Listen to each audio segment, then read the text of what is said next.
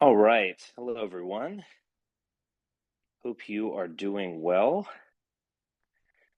We already have a few people jumping in here. Um, yes, I just had a very busy week, and just in terms of family stuff, but I wanted to jump back in, check in with everyone, and talk a little bit about this fascinating recent scandal. Um, I the slap heard around the world. Will Smith slaps Chris Rock on public television. It was pretty badass, I have to say.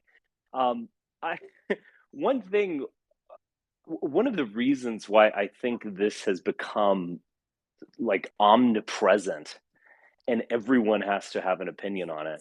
And I just saw some polling before I got on here, and it's remarkable. It's a kind of a 60-20-20 split. So 60% of the people disapprove of Chris Rock slapping people who insult his wife, and then 20% roughly do approve of it, and then 20% don't know. Uh, Interesting. And it's not, there's no partisan divide. You could see that with Republicans, you can see that with Democrats. More men support Will Smith, but I guess maybe surprising. You'd think women want to be defended, but anyway, I think it's. I mean, in some ways, it's a meaningless little scandal, but um, it's one of these things that it's kind of over determined, and so everyone is ambivalent about it, and in some ways, it has something for everyone in it. So you could look at Will Smith slapping Chris Rock as like the return of the alpha male, or Scotch Irish values of um, how dare you, sir, insult me, and all that kind of stuff. Yet it's also kind of, I think you could also look at it as like the ghettoization of every, even Hollywood, the kind of temple of Oscars is the temple of elegance and so on. You can also kind of dig deeper. I had heard about this, but I read about it a little today. But Will Smith seems to be in some sort of open relationship with Jaden Pickett Smith. Um, and it seems almost like an asymmetrical open relationship where she is, you know, publicly dating younger men. He seems to keep it on the down low. I mean, who knows what's going on? I don't really want to know. I've never been much of a fan of Will Smith, but he obviously is a big movie star, and so you could also kind of take this as Will Smith kind of finally snapping, and he just can't take the attacks on his dubious marriage any longer, and he is going to lash out. There's just kind of, so he is a kind of puck. So there's just kind of something for everyone in this scandal. But anyway, that's all I actually really wanted to say on it. Probably one of my least interesting intros. Um, it's kind of fascinating, but you know, I don't care that much. It is, I don't know. I guess there's some other things I could draw out of it. I mean, even in when I was growing up in the 80s and 90s, I mean, getting into scuffles at school was something that was expected to some degree. That was changing by the late 90s. You started hearing talk of, anti-bullying and how bullying was horrible. All of this seemed to lead up to a lot of the, trans awareness and things like that that are occurring today. Um, but it was a little bit more violent. I mean, if you went to a bar in some little town in the middle of the country, you could, on a Saturday night, you could pretty much expect there to be a scuffle. We are now in a culture where it is just it's viewed as horrifying to, defend someone or defend your honor or to even just fight because for the hell of it.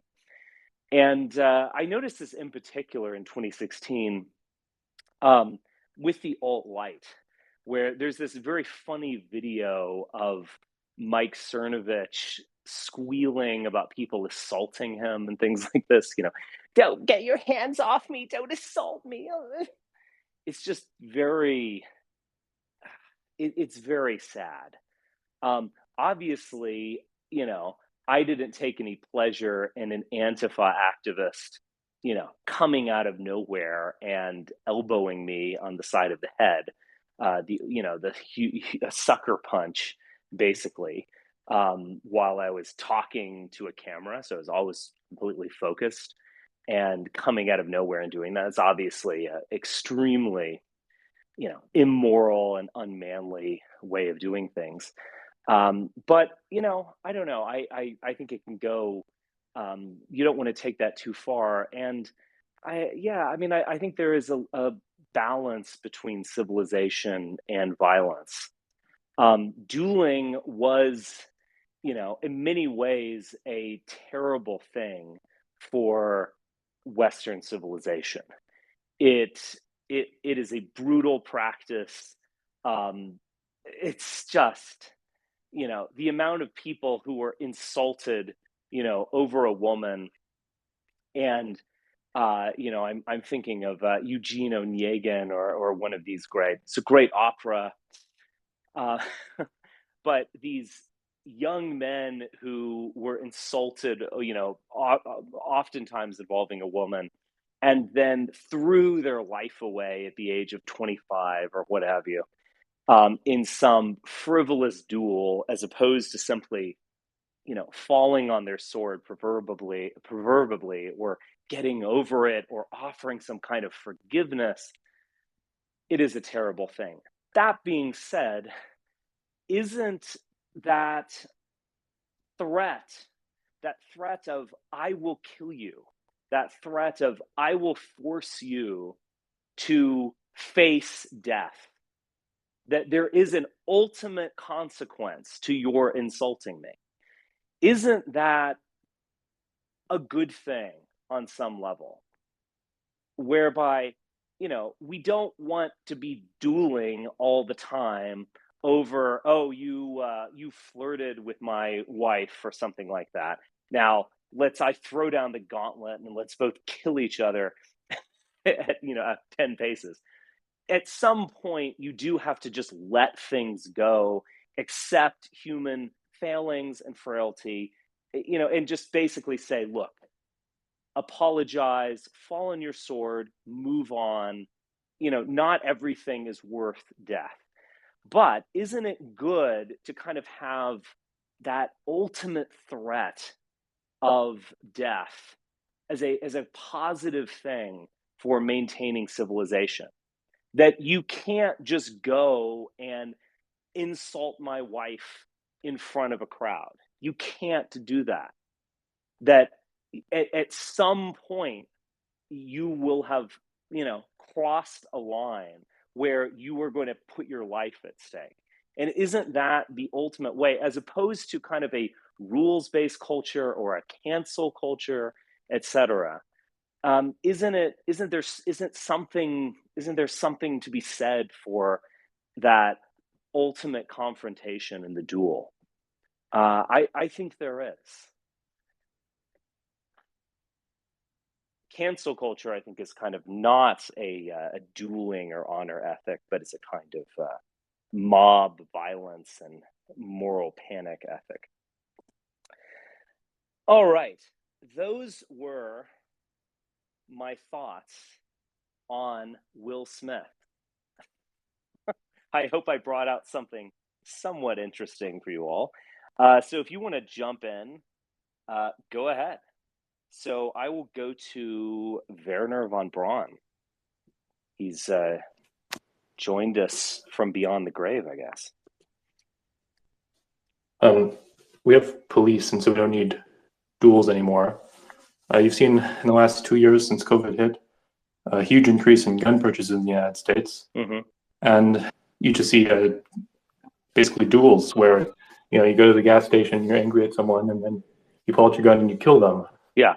And so that's a bad thing, and ultimately most people just should not have firearms, I think. Yeah, that's fair to say. I mean, look, we live in a declining civilization where people will get into gunfights over, basketball games and so on.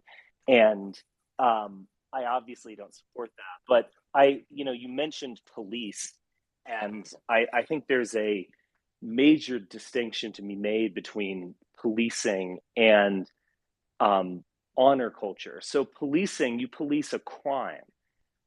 If someone robs a liquor store, that is absolutely a matter for the police. Now, in previous ages, we didn't have the police in the way that we do today, but we do now, of course. But that's a mere crime, and that person, in some way, it obviously, if you're robbing a liquor store or something, it's a sign of bad character, but it is, at the end of the day, just a mere crime. It's not even necessarily a sign that you're a bad person.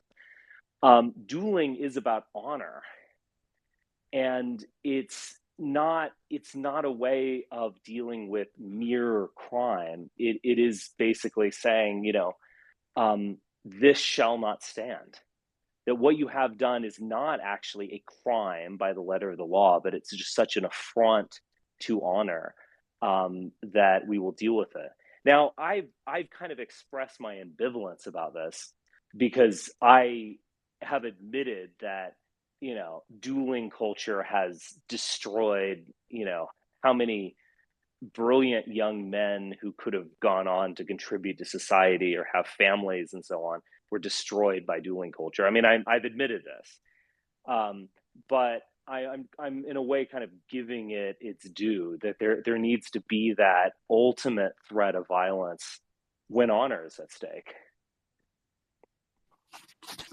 So, dueling, whether or not you evaluate it from, say, a consequentialist ethical perspective, or also like a deontological ethical perspective, it's morally wrong under both systems, because people die and you have bad intentions, you want to kill another person.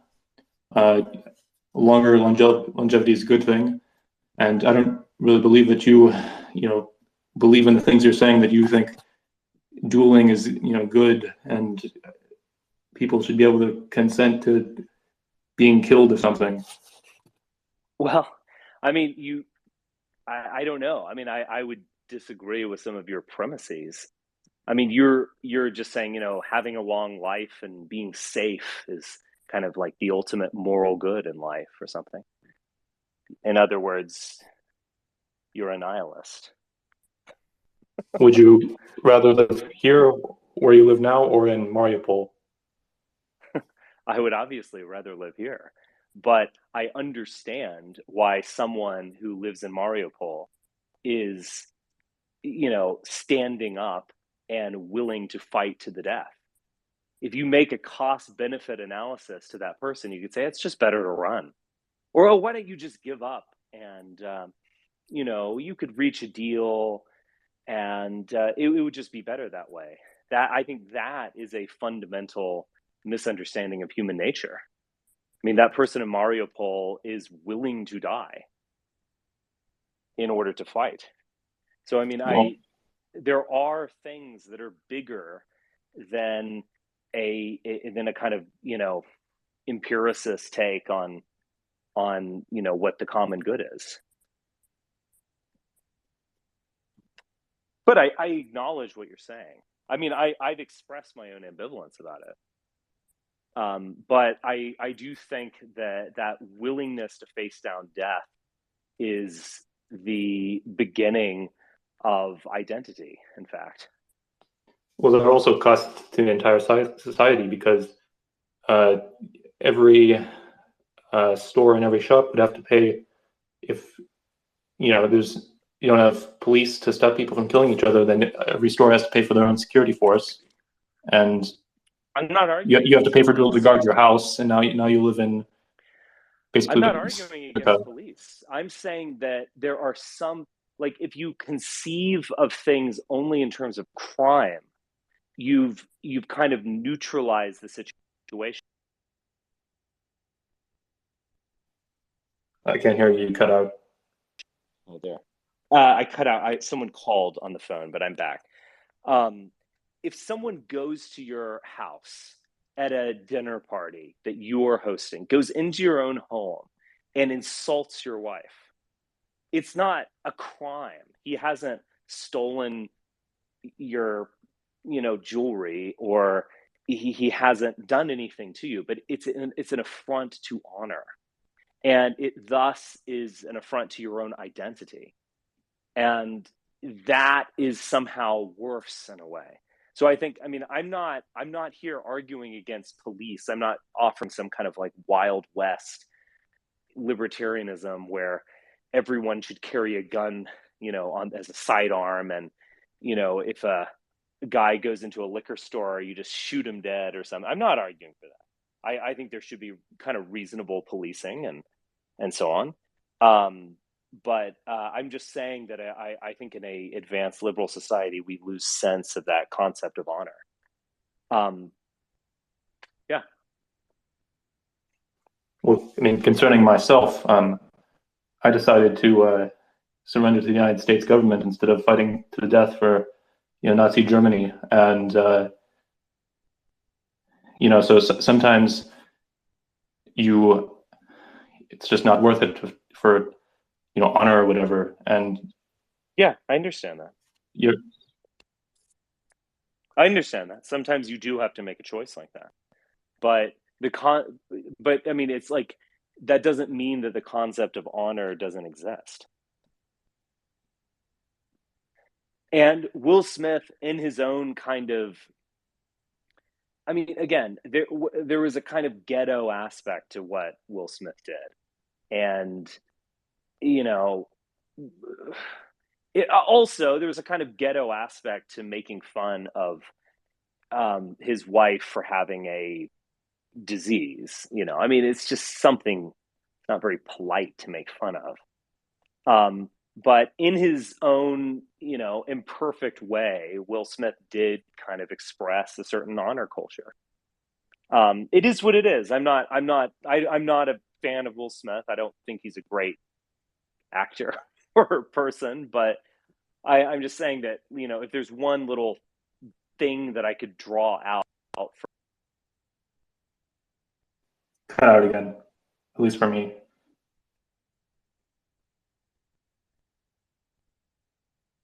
This person keeps calling me. I'm wondering if this is important.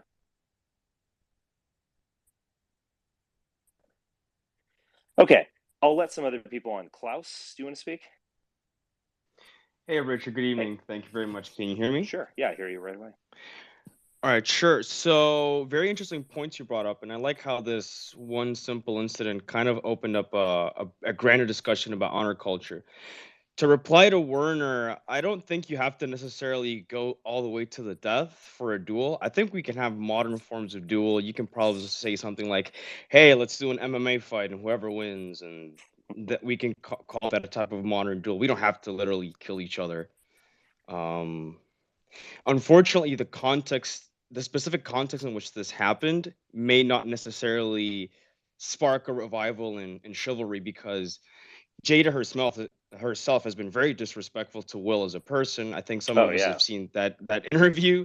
So unfortunately, especially within his community, the Black community, I don't think this is going to cause a rise in chivalry, because Will himself is getting clowned on Twitter because of that incident and that type of thing.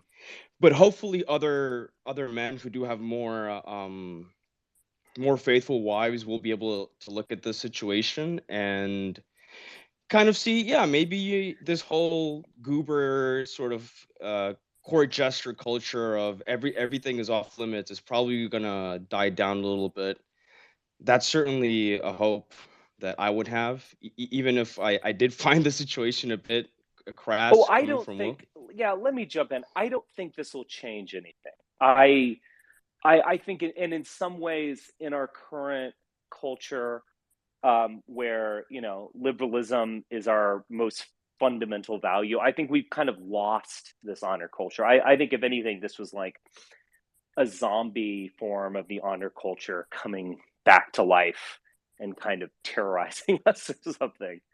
Um, I don't. I think we need to recognize that we've passed through this. I always find these kind of like conservatives who talk about manliness or something. What they're stressing as manliness is kind of like already very modern and so on. It's basically like, do your deadlifts, read your Bible, and work 9 to 5, and you'll be successful. Whatever. It's already kind of like a postmodern version of what being a man is. I'm just saying that there is something like honor. Go read Hamlet and Act 4.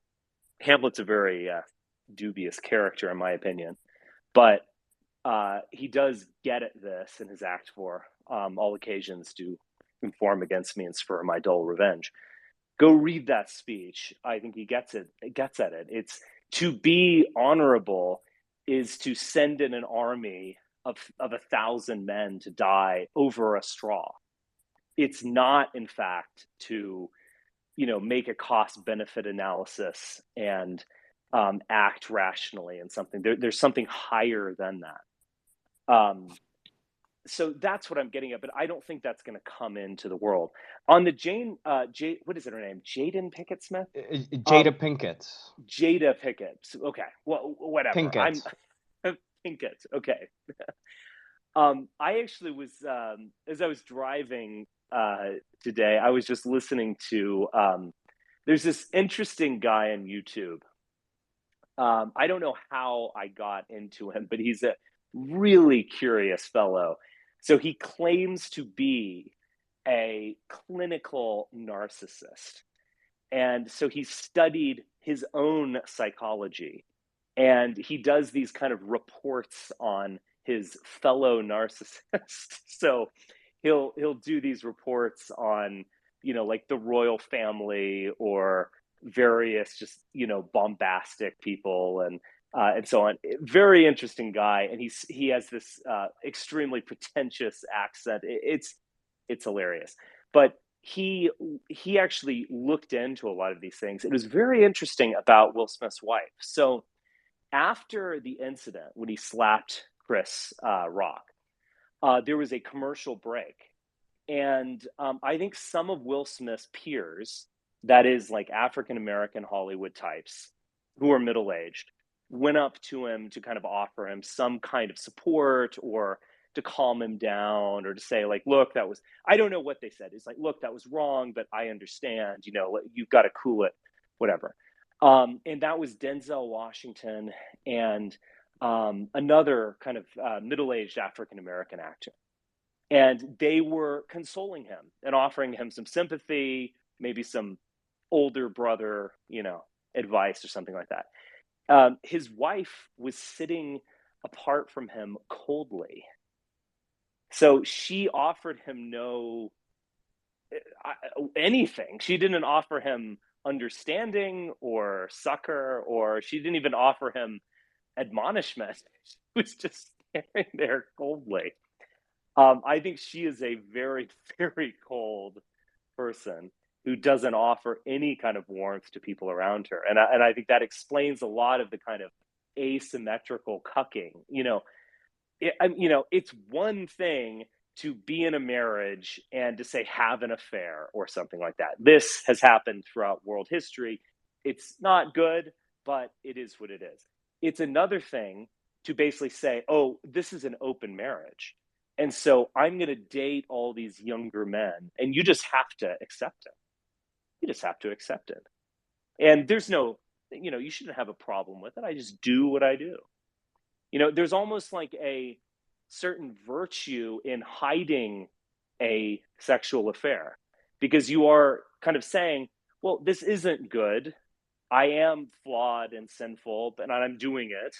but I shouldn't do it. But, I have enough respect for you that I'm not going to flaunt it in front of your face.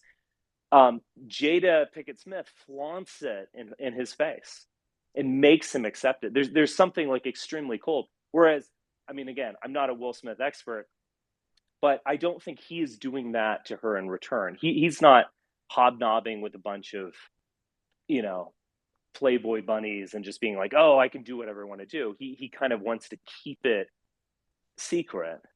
So I don't know. I just think there's a lot of things. I mean, this guy, he's called Ultra, whatever. He went into it on YouTube. Very interesting. The fact that she didn't console him in any way, I think, is significant. Definitely.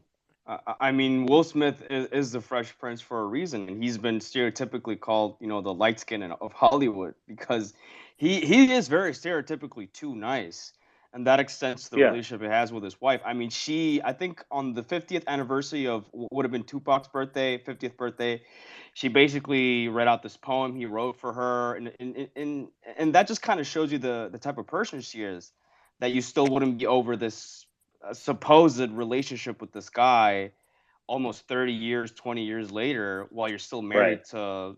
to, supposedly one of the nicest guys in Hollywood. Like, she pretty much struck gold, because, Hollywood guys tend to be very very womanizing, which is understandable in their position. Sure. But yeah, I just wanted to say that. Thank you very much for having me on.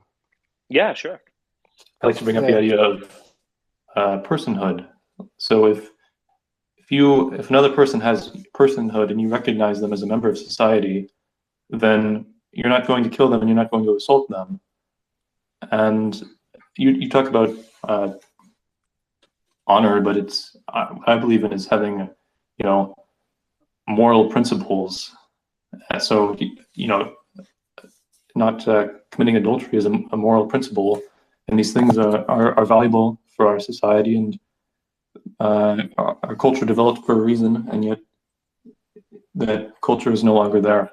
And so that's the degradation of society in the West, in America in particular.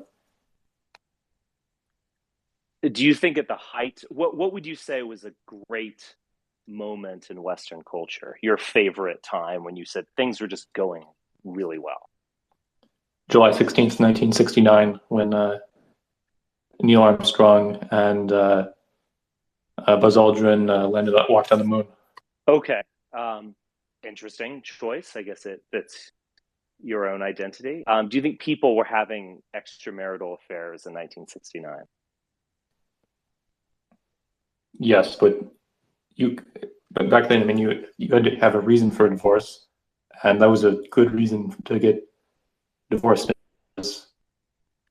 Things will always murder is always going to happen, but I get it. But I'm just saying, like, there are many people who advanced civilization who were far from perfect in their own personal lives. I mean, and I've also acknowledged, what you're saying, like in the sense of the person, either a man or a woman who has an affair, but in some ways keeps it secret and kind of feels guilty about it and so on. That person is giving a compliment to the virtue, because we're all flawed, but we can't expect perfection from everyone. But there's something, as I have said, there's something kind of sick about Jada Pinkett Smith, in the sense that she's flaunting it. She's basically saying, like, I'm not giving any compliment to this virtue. Here you have to accept me. It's right in your face. There's something. I mean, I think there is something wicked and extremely narcissistic about that.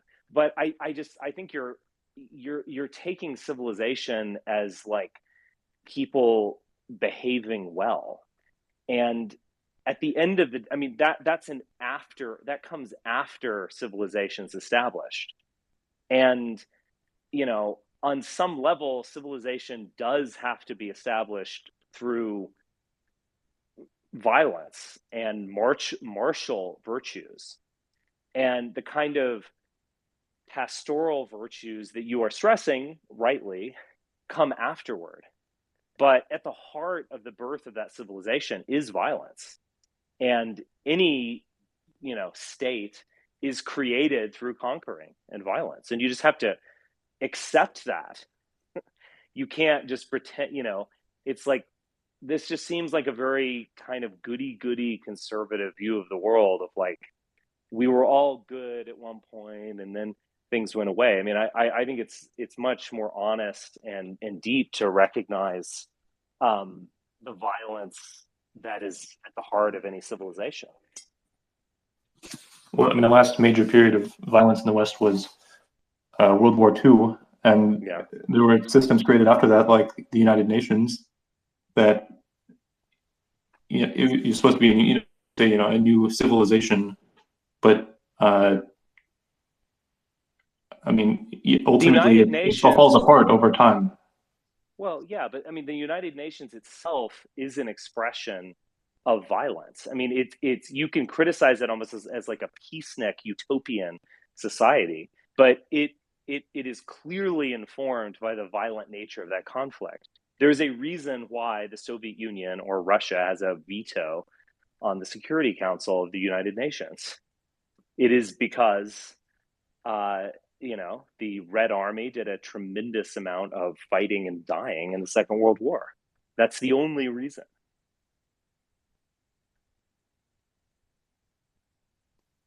I mean, yeah. Well, I mean, I don't know what you're saying there. Getting back to Will Smith. Yeah, sure. I've got a little. Here's my perspective. I don't know if it's true or anything like that, but all these big Hollywood power couples, it's not a traditional marriage in the sense like a middle class person would have with their marriage. It's half of it is publicity and tied into their careers as well. And there's always been rumblings about Will Smith being potentially gay or even bisexual. A lot of these actors, I mean, they are actors at the end of the day, right, Richard? The actors thing there. It's well known that even John Travolta, he had his proclivities and whatnot. If nobody knows about John Travolta, just put John Travolta masseuse into Google and something will come up. It's my perspective of the whole thing is Jaden Smith could be a spurned lover. She's not getting what she needs from old Will, and Will might be on the down low, as you Americans, your compatriots say. So it's just a little thought that I was in the back of my head when I saw this blow up. Yeah, I'm sure I'm sure there's a lot of truth to that. Definitely. Yeah, and I don't know. I think we also might. We also, when we have these Hollywood stars, particularly the ones that become bigger than life. I mean, I don't know. I've heard this as well. Like, in some ways now we're kind of like post movie star culture. I mean, I think there are a few people, Tom Cruise and maybe a few others, who are, and Will Smith probably, as just a genuine movie star. He's larger than life. He's worth hundreds of millions of dollars. He lives apart from society. It's this kind of oligarch type. There are a few directors like this that kind of just can't be challenged at some point. I mean, Steven Spielberg. But I think we're almost kind of moving away from that in some way. I think things have just become so fragmented, for one thing. Also, the TikTok generation. Go ahead. People know TikTokers way more than movie stars nowadays. So I don't know if that's going to be a permanent development. If the future 40-year-olds are going to remember, hey, you remember that famous TikToker and blah blah blah. But yeah, it's the 9-second culture nowadays. Yeah, the celebrities. Yeah, it definitely is. It's really remarkable. And I think that kind of like untouchable status, I don't know, like Meryl Streep. I think Jodie Foster had that for a while. I don't think has it anymore. But yeah, I think that's actually something from the past. I think that was more of like a monocultural thing, where there really was one culture in this country, and when there was a big movie, everyone saw it. I think that still exists to a degree with like NFL football and comic book movies. So everyone has seen this latest, comic book movie, and everyone watches the Super Bowl or pays attention to the playoffs or whatever. But other than that, music has totally fragmented.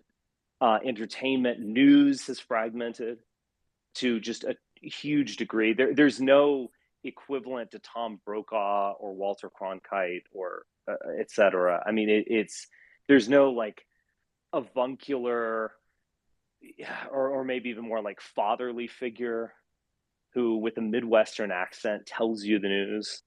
There's nothing like that. People are much more inclined to, get something from TikTok, or I mean, that even with Ukraine, like the White House was lecturing TikTok influencers on why we can't have a no-fly zone or whatever. And then I saw some of these videos, and there are these like girls, they're like, okay, guys, listen up. All right, now no-fly zone, that sounds great, but like it could start World War III, and that would suck. Like it was, yes, hilarious, belly down foreign policy, depressing.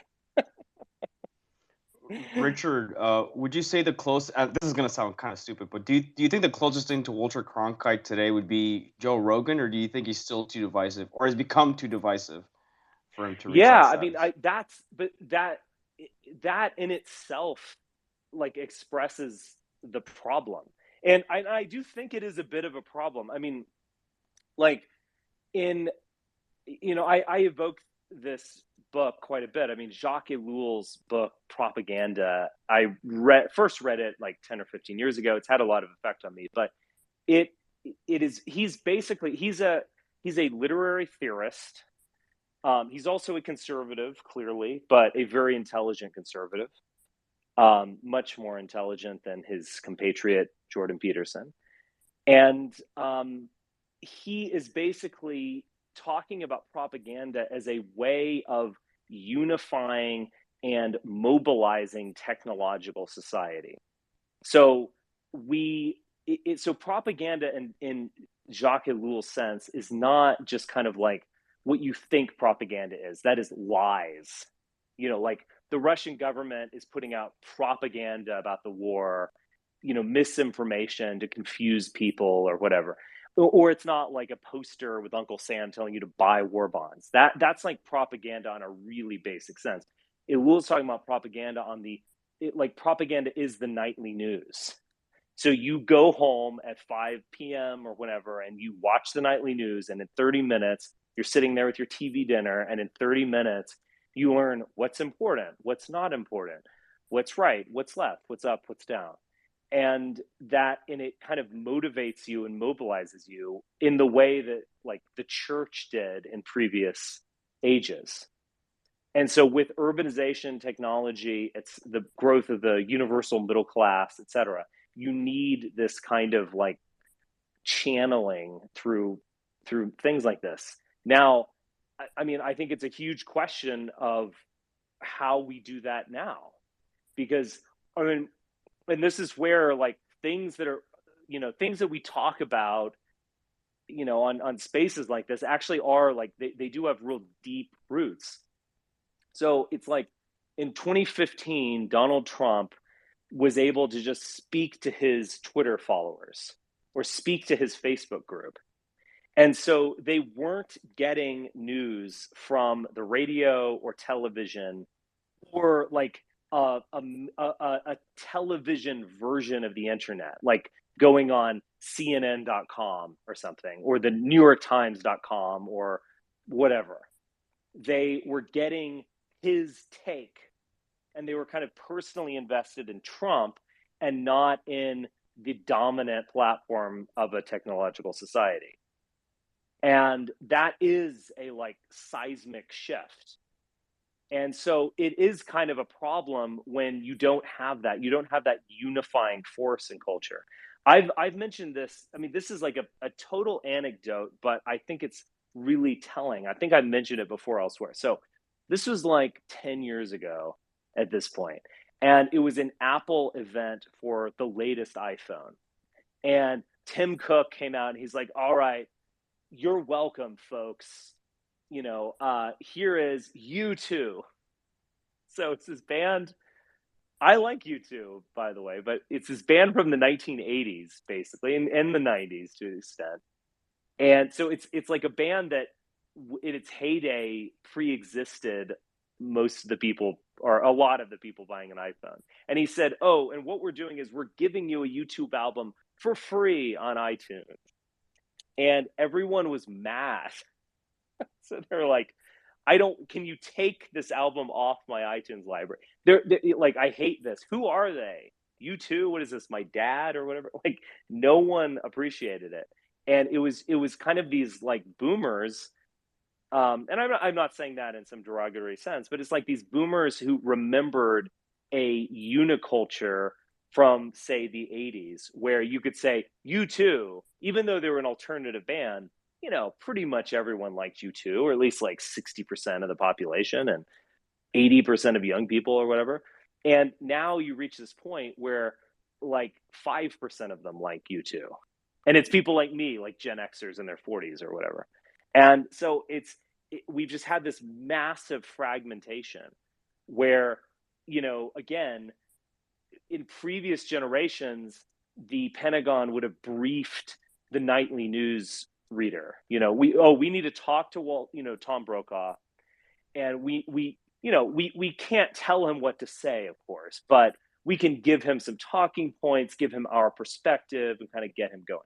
Now they're like, oh, we need to do this with selected YouTubers who are YouTubers or TikTokers who usually talk about like makeup and latest fashion or whatever.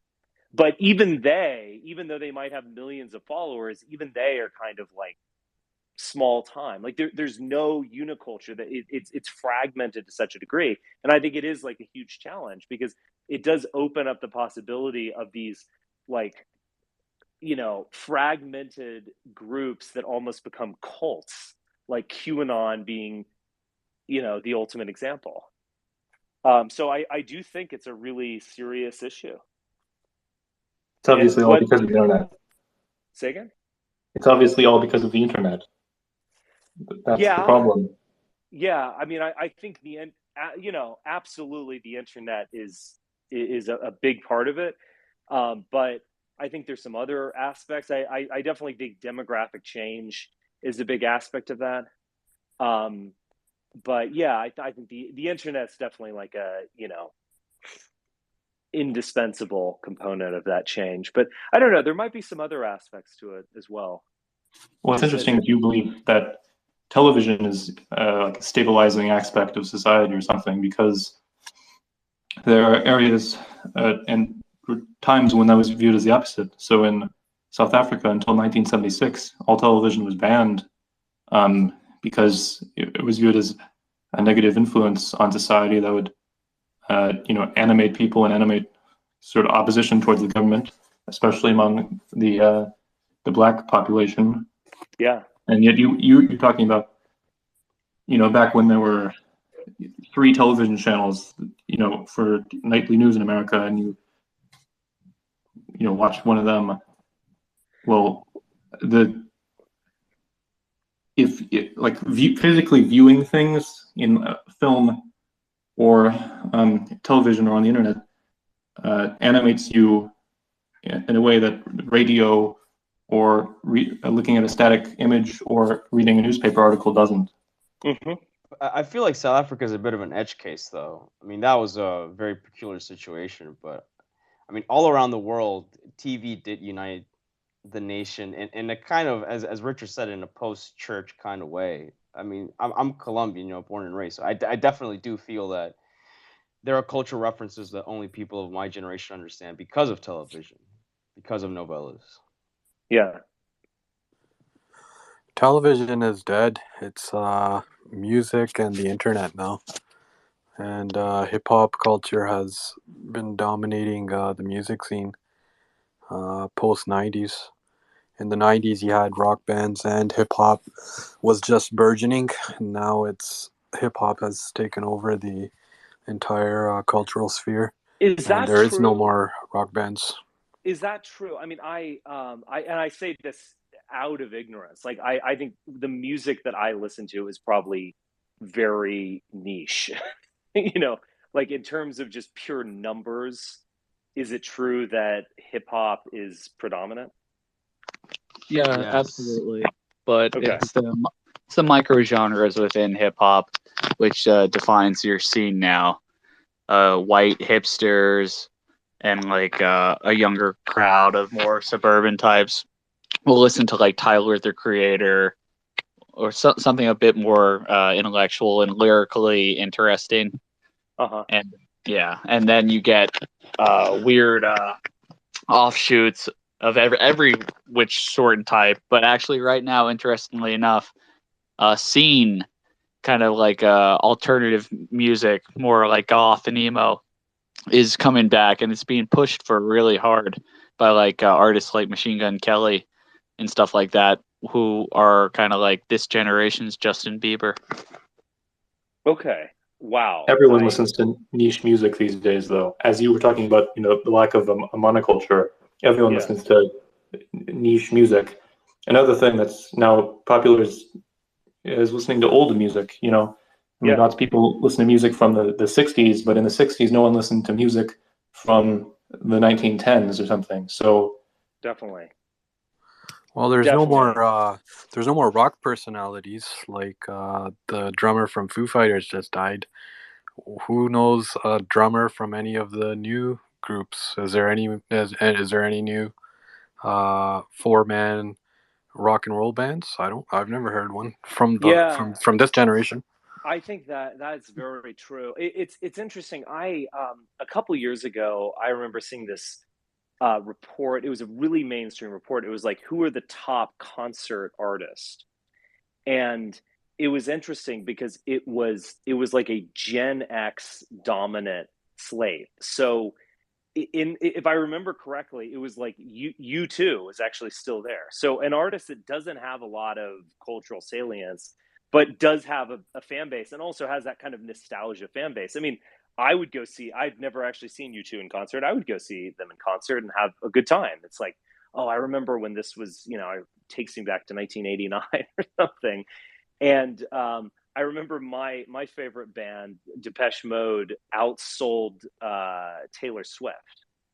So Taylor Swift, who is kind of culturally salient, was she was being outsold by these Gen X bands that have a lot of nostalgia factor.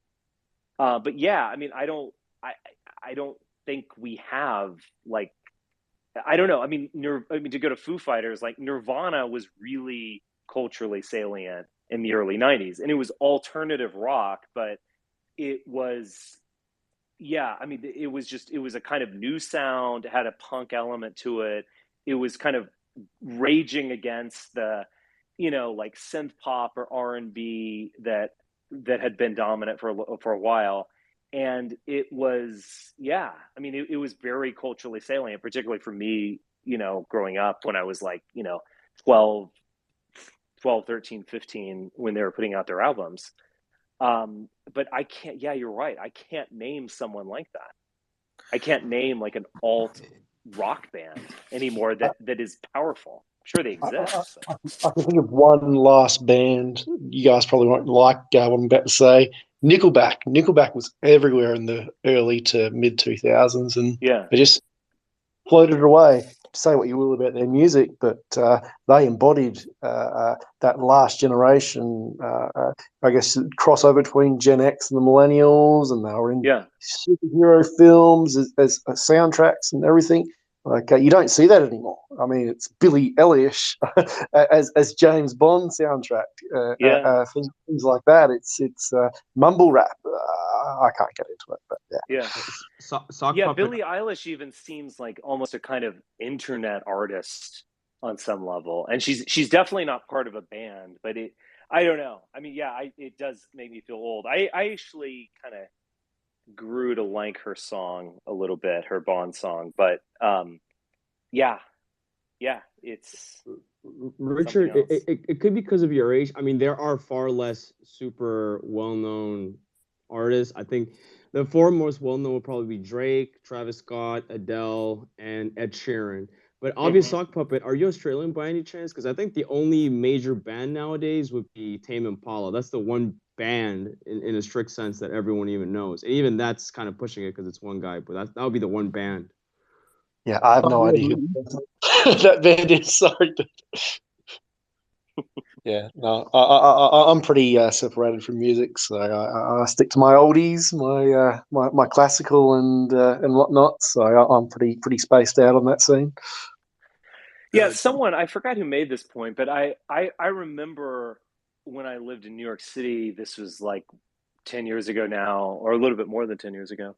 And you would go into like a hipster boutique, like a coffee shop or someplace where they're selling, like affordable fashion or whatever. And I remember they were just like playing a New Order album. And and again, I like this because of my age. I loved New Order when I was younger, but it was a kind of retro fad. But you make a good point in the sense that, like, yeah, in the 80s there was a fascination with the 60s, but in the 60s they weren't playing music from the 40s or something. Yeah. Like I do think we've reached kind of like an end point or something in terms of style, where it's just this kind of like ironic reiteration of things that have gone before. I remember even on Twitter, a lot of people were making these like video things with this band. It's called My Little Dark Age. Yeah, MGMT. MGMT, yeah. And I actually was listening to their album on when I was working out one time. It was pretty good. I didn't like all their music, but I do like that one song. But even that song is just such a clear like nostalgia trip to like early Depeche Mode, or in that whole, it was like Speak and Spell album, like 1980 Depeche. It was just so clearly evoking like Cold War era synth pop. And then I looked, and that song came out in like 2015 or something. I mean, it's like there's no new genres. It's just like an ironic reiteration of previous music. Wow. Generation X's two preeminent personalities were Kurt Cobain and Tupac, and they were both finished in the early 90s, and then there was no one basically after them. Yeah. Can I ask an important? And after that, it went. Rock music is pretty much has been subsumed by the hip hop culture, whereas they were both on equal footing in the early 90s. Oh yeah, well, rock wasn't even equal footing. I think rock was dominant. Hip hop was pretty niche. Hip hop was just for blacks. Yeah, it was just burgeoning, but it's exponentially grown in just 20 years. Yeah. Eminem killed rock. And to bring it back to the slap that was heard around the world, Jada Pinkett, her actual true love is actually Tupac, and Will writes about that in her in his book as well, that he's always been kind of competing with the thug mentality, the brashness, the militant personality of Tupac. He's never felt like he's been able to kind of compare to that alpha male type of personality, and so that's kind of been brewing for over 2 decades now. And you guys saw it come out yesterday. Yeah, because he is, I mean, his persona in Hollywood is this sounds almost too rude, but it's kind of as a white black guy, like he's very nice. He's not, his persona is not, I mean, he's the Fresh Prince of Bel-Air. Even that kind of is an expression of it. He's exactly. Like a guy he's from the one the streets, that but he's living in Beverly Hills. He's not the scary guy. He's not the one that Dan Quayle's telling you not to buy his album because he's talking about killing cops and stuff. He's the complete opposite. He was the friendly He was It's the fun. friendly rapper and diametric opposite of the person that his wife is was his wife's high school sweetheart. I guess the love of her life, sort of. Wow. Well, to quote Eminem, Will Smith doesn't have to cuss to sell records, but I do, so fuck him and fuck you too, you know? Yeah, well, Eminem has his own issues, but we won't get into those. But Will Smith marketed excellently to white America in the 90s. That's exactly what they wanted to see.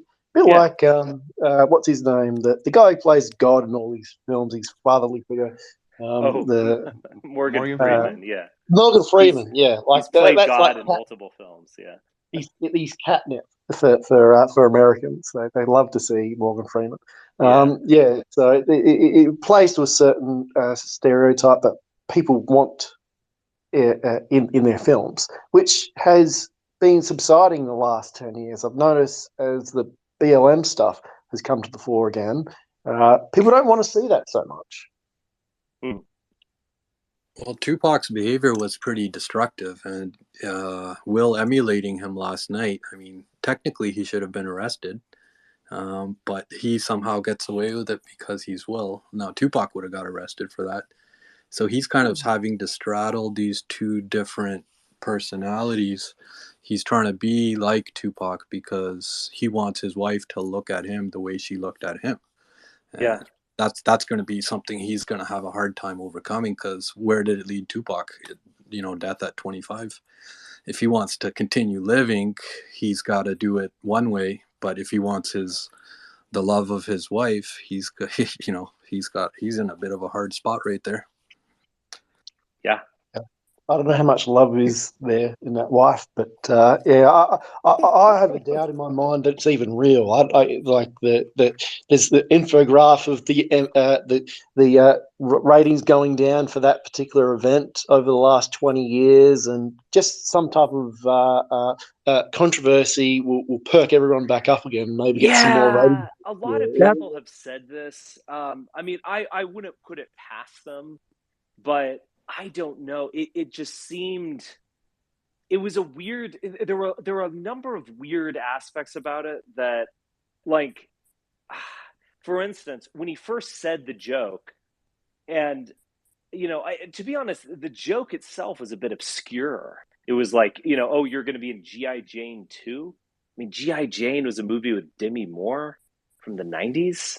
Like, everything was yeah. Am I the only? Sorry. Go ahead. Okay. Yeah. It was just. Let me finish this thought, and then you can speak. But maybe your mic seems to be real hot. It was a weird thing, and then Will Smith was laughing at the joke, and then the camera cuts away, and then you could almost see like a glimpse of his wife giving him this like cold look, and then he like springs into action. There were a lot of odd things about it, and I wouldn't put it past them. I mean, this circles back to what we were talking about of like the fragmentation of culture and there being no monoculture, where I remember as a kid, God, so this space has been nostalgia ridden. I remember being a kid where we would watch the Oscars, and we had basically like seen most of the films, and we would like I would watch it with my mom and my sister and her friends or whatever, and we would always kind of like take bets. Like I can just remember being like, Silence of the Lambs, I loved that movie. And I was like, oh, I'm betting on this, it's going to beat Godfather 3 or whatever was going on that year. And I just think that is totally gone. A lot of this is like polarization, where conservatives just hate Hollywood, for good reason. But a lot of it, again, is this, like, there is no monoculture, and the only movies that are seen by everyone that have cultural salience will never win Academy Awards. It's basically Marvel movies. And so there's just this total disconnect. Further, what type of society has to break down whether something is true or not? Like analyzing a slap, like the Zapruder film. That goes back to the point. Yeah, that's true. But it's kind of fun to do it. Back into the left. Yeah. All right, Alabaster, do you want to speak? Yeah. How am I coming in? Yeah, it sounds better. Yeah. All right, good. I mean, I think we can all just kind of say that maybe Chris Rock is not the one guy that he wanted to hit. You know what I mean? I think he was the guy that was there at the time and said the right thing, but I think there's a lot of people that came out probably in that slap, as you guys said. Probably the guy she cucked him with, definitely Tupac, which now is a moot point to say. It's already been covered, but that's what I was gonna say, and I think it was Martin Scorsese. Their pictures on. I mean, I did, just because this thing was just so explosive. I did some very cursory research, but like their photos of Pinkett Smith, like with other men at awards shows and things like she's just flaunting it in his face in a really just sick manner.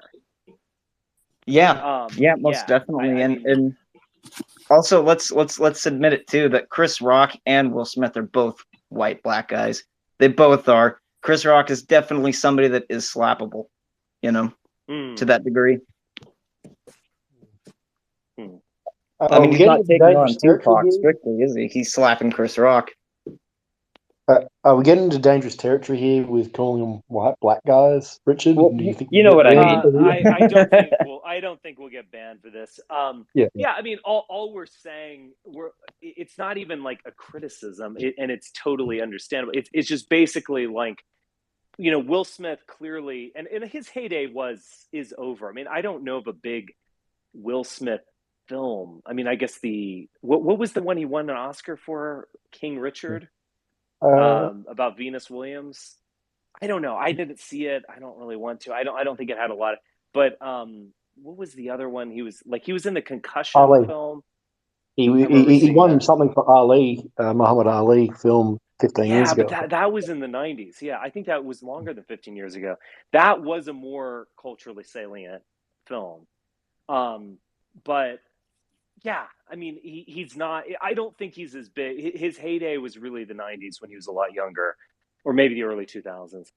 What was I saying here? But yeah, he's a black guy who is very appealing to white audiences. I mean, I don't think that's a controversial statement. Chris Rock, a little bit more edgy, but I mean, he was on Saturday Night Live and in the 80s, I believe. And then also, how many Adam Sandler movies that were, Exactly. Yeah. So yeah, I mean, I think that's just clear. Like, he's playing to a white audience, and he's not just like a niche black performer. Will Smith but again, was pretty much marketed to like a global audience as like the friendly black guy, basically, because he's the protege of Quincy Jones. So he's kind of like picks up where Michael Jackson left off. He's like the global black figure. Yeah. Can I ask you? He's kind of the one everyone feels safe around, and he's always his marketing of his image has been like very carefully crafted. You can tell over the years he's been kind of under the tutelage of people that are masters of this. Definitely.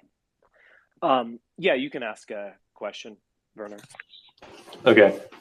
You do all these spaces and you sort of do analysis of society, and in general, what you think. But my question is, what do you actually want to happen, or who do you want to be elected, or what policies do you want to be implemented? Because I feel like several years ago you had real things that you wanted, but you don't have anything that you actually want anymore, or anything that you stand for. So that's my question.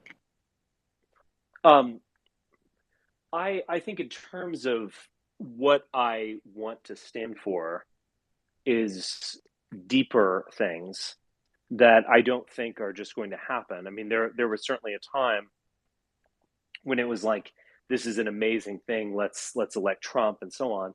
But even then, I saw Trump as a kind of chaos vehicle for changing the paradigm.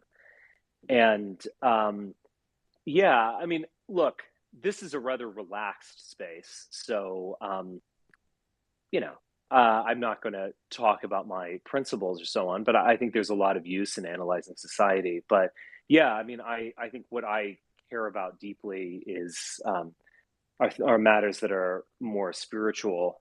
And I don't think we're going to change society by playing politics, on a day-to-day manner. And in terms of big political things, I like, for instance, the war in Ukraine, which I think is dramatically changing the global situation. I do think there's a lot of kind of serious analysis that needs to take place that can't really take place if it's just a kind of like right-wing partisanship. But I don't think, I mean, you can call me cynical or jaded or whatever if you want, but I don't think we're going to see like a dramatic change in society due to electing someone or something in the next 20 years or more. Well, in that case, things will only get worse. Well, yeah, I know, but like, do you want me to lie to you or do you want me to tell you the truth? Like, I could lie to you and tell you that you need to elect Ron DeSantis, but I have decided that I won't lie to you.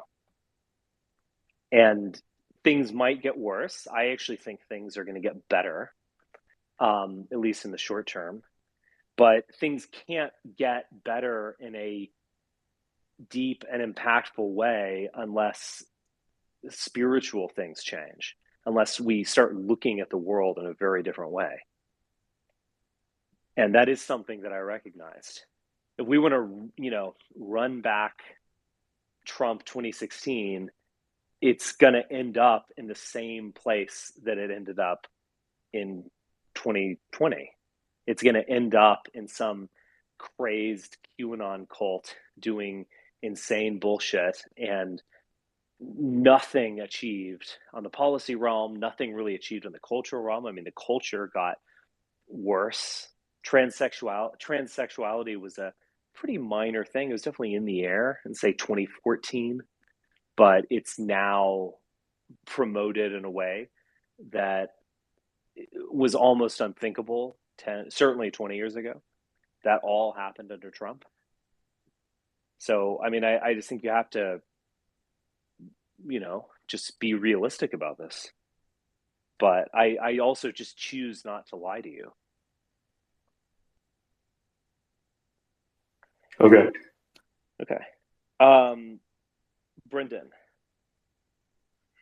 Hi, Richard. Hey. So I was thinking that maybe the slap was more like a blackmail, emotional blackmail, than a defensive honor. It didn't look like Will Smith was really in control of himself. It seemed like maybe he thought he had to do it. I think that's true. I mean, look, we all lose control of ourselves. It's called passion, right? And if you don't have passion, then you're not really a man. But so, I think you could say that's a blackmail thing, but I think that's a bit unfair. There are plenty of, great people of all races who are passionate. But I think the second point you made might actually be getting at something. And in the sense that he felt like he had to do it. I mean, one of the curious little things, if we examine this like it's Zapruder film, is that when that joke about G.I. Jane was first told, Will Smith laughed at it, and then the camera turned away from him, and then he went up on stage like 5 seconds later. So I think he does. I think he got this icy cold look from his wife. And he went on stage almost feeling that he needed to do it. But, that doesn't mean that he wasn't passionate about it. It was just a lot of that passion was pain. Right. But I feel like this is being looked at like it might change society or restore. Oh, I don't think that. But when I watched the scene, I felt kind of embarrassed for Hollywood and for the country because it was an international scene, and it was just two of the famous jokers making a scene in front of an international audience. I didn't even think that honored America. That No, I definitely get what you're saying. I was simply, you know, I look, these are complex phenomena, and even within something that's kind of like overtly bad, or ostensibly bad, you can kind of see something else behind it. And that's what I was just trying to draw out, the honor culture aspect. I think fair enough.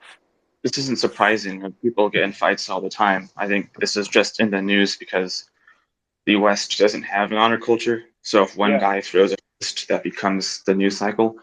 But it wouldn't really be a news cycle if we had an honor culture, because then there would be fights going on all the time, more important fights, and then the Will Smith thing would have been seen as a joke. So I think in a vacuum of honor, when society has no honor, then something like this just becomes blown out of proportion.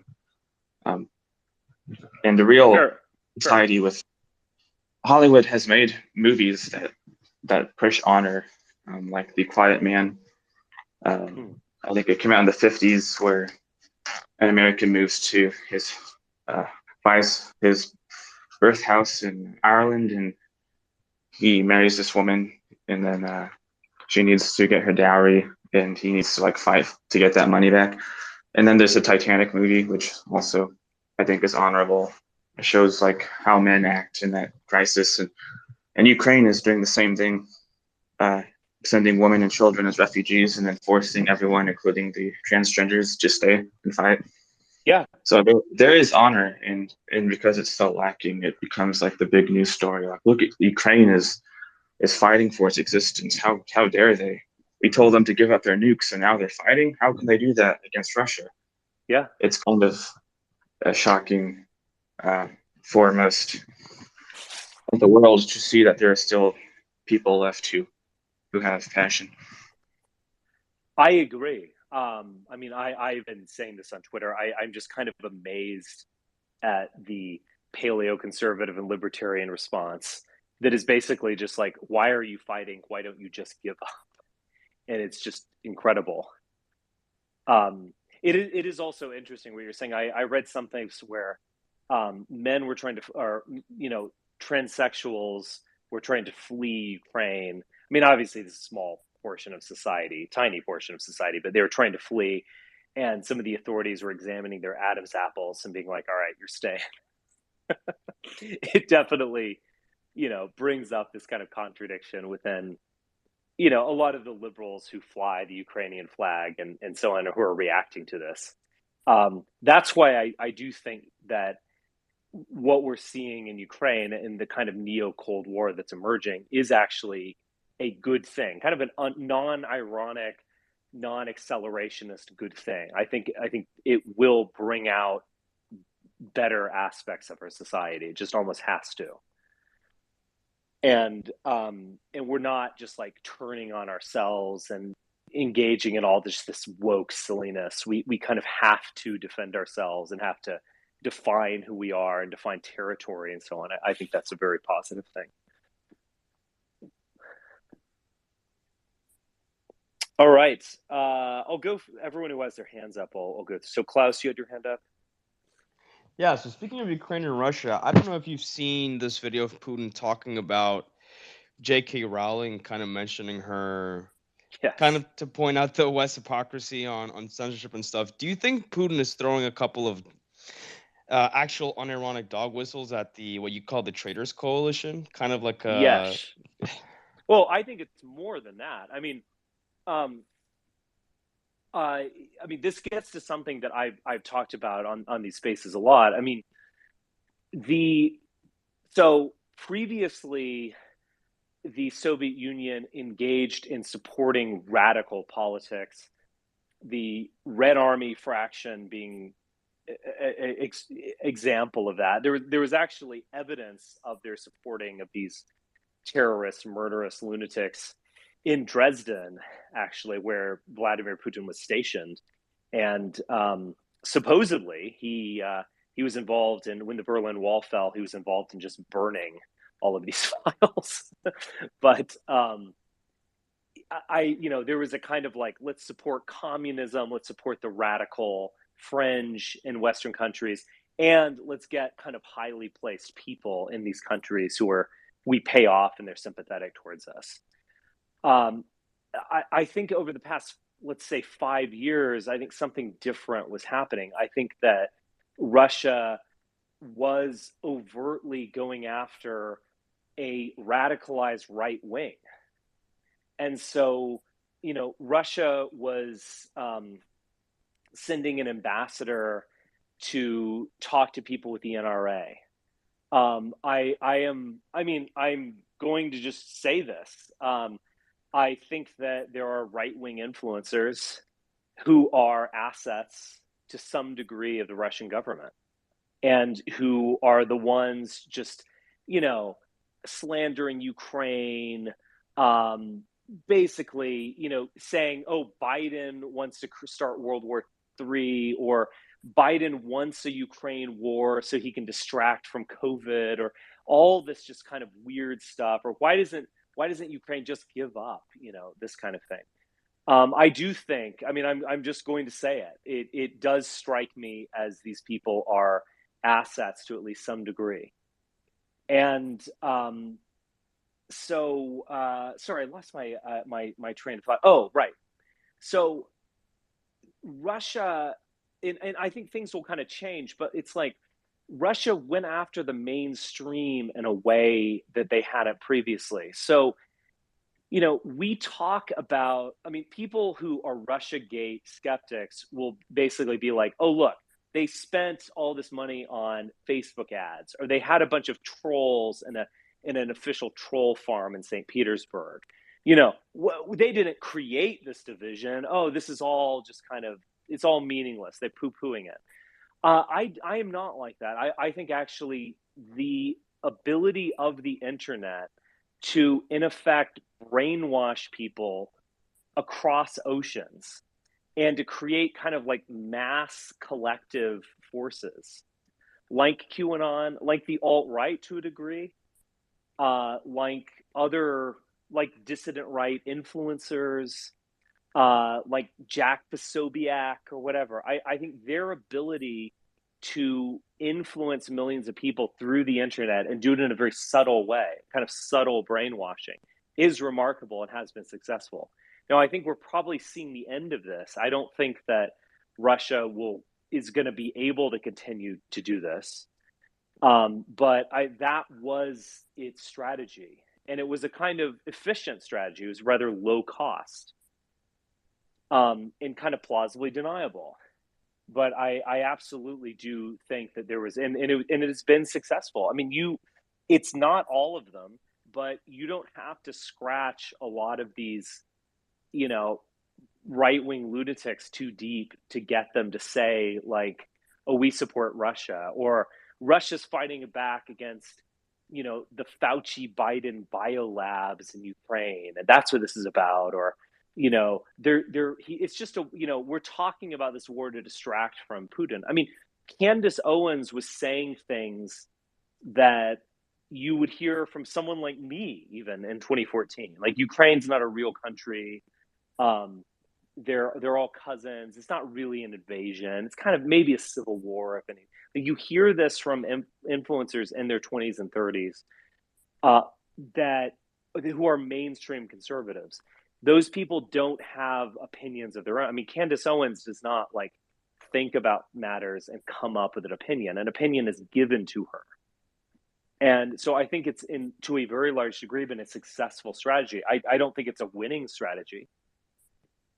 It's a strategy of kind of like slowing things down or muddying the water or giving someone a black eye, but it's not really a dominant or winning strategy.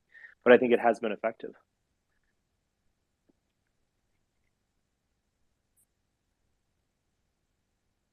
Okay. Napoleon Delios. Yep, Richard, can you hear me? Yeah. Yeah, so I wanted to switch gears a little bit to talk about I think in these spaces, there's a lot of talk about mumble rap. But I think one thing that is less talked about is the kind of emo rap that's kind of, risen as a result of like just general Generation Z, like alienation and a kind of, I don't even know how you'd term it, but just a general kind of malaise that's, similar to the grunge sort of vibe that I get from the 90s. I wasn't around back then, but Uh-huh.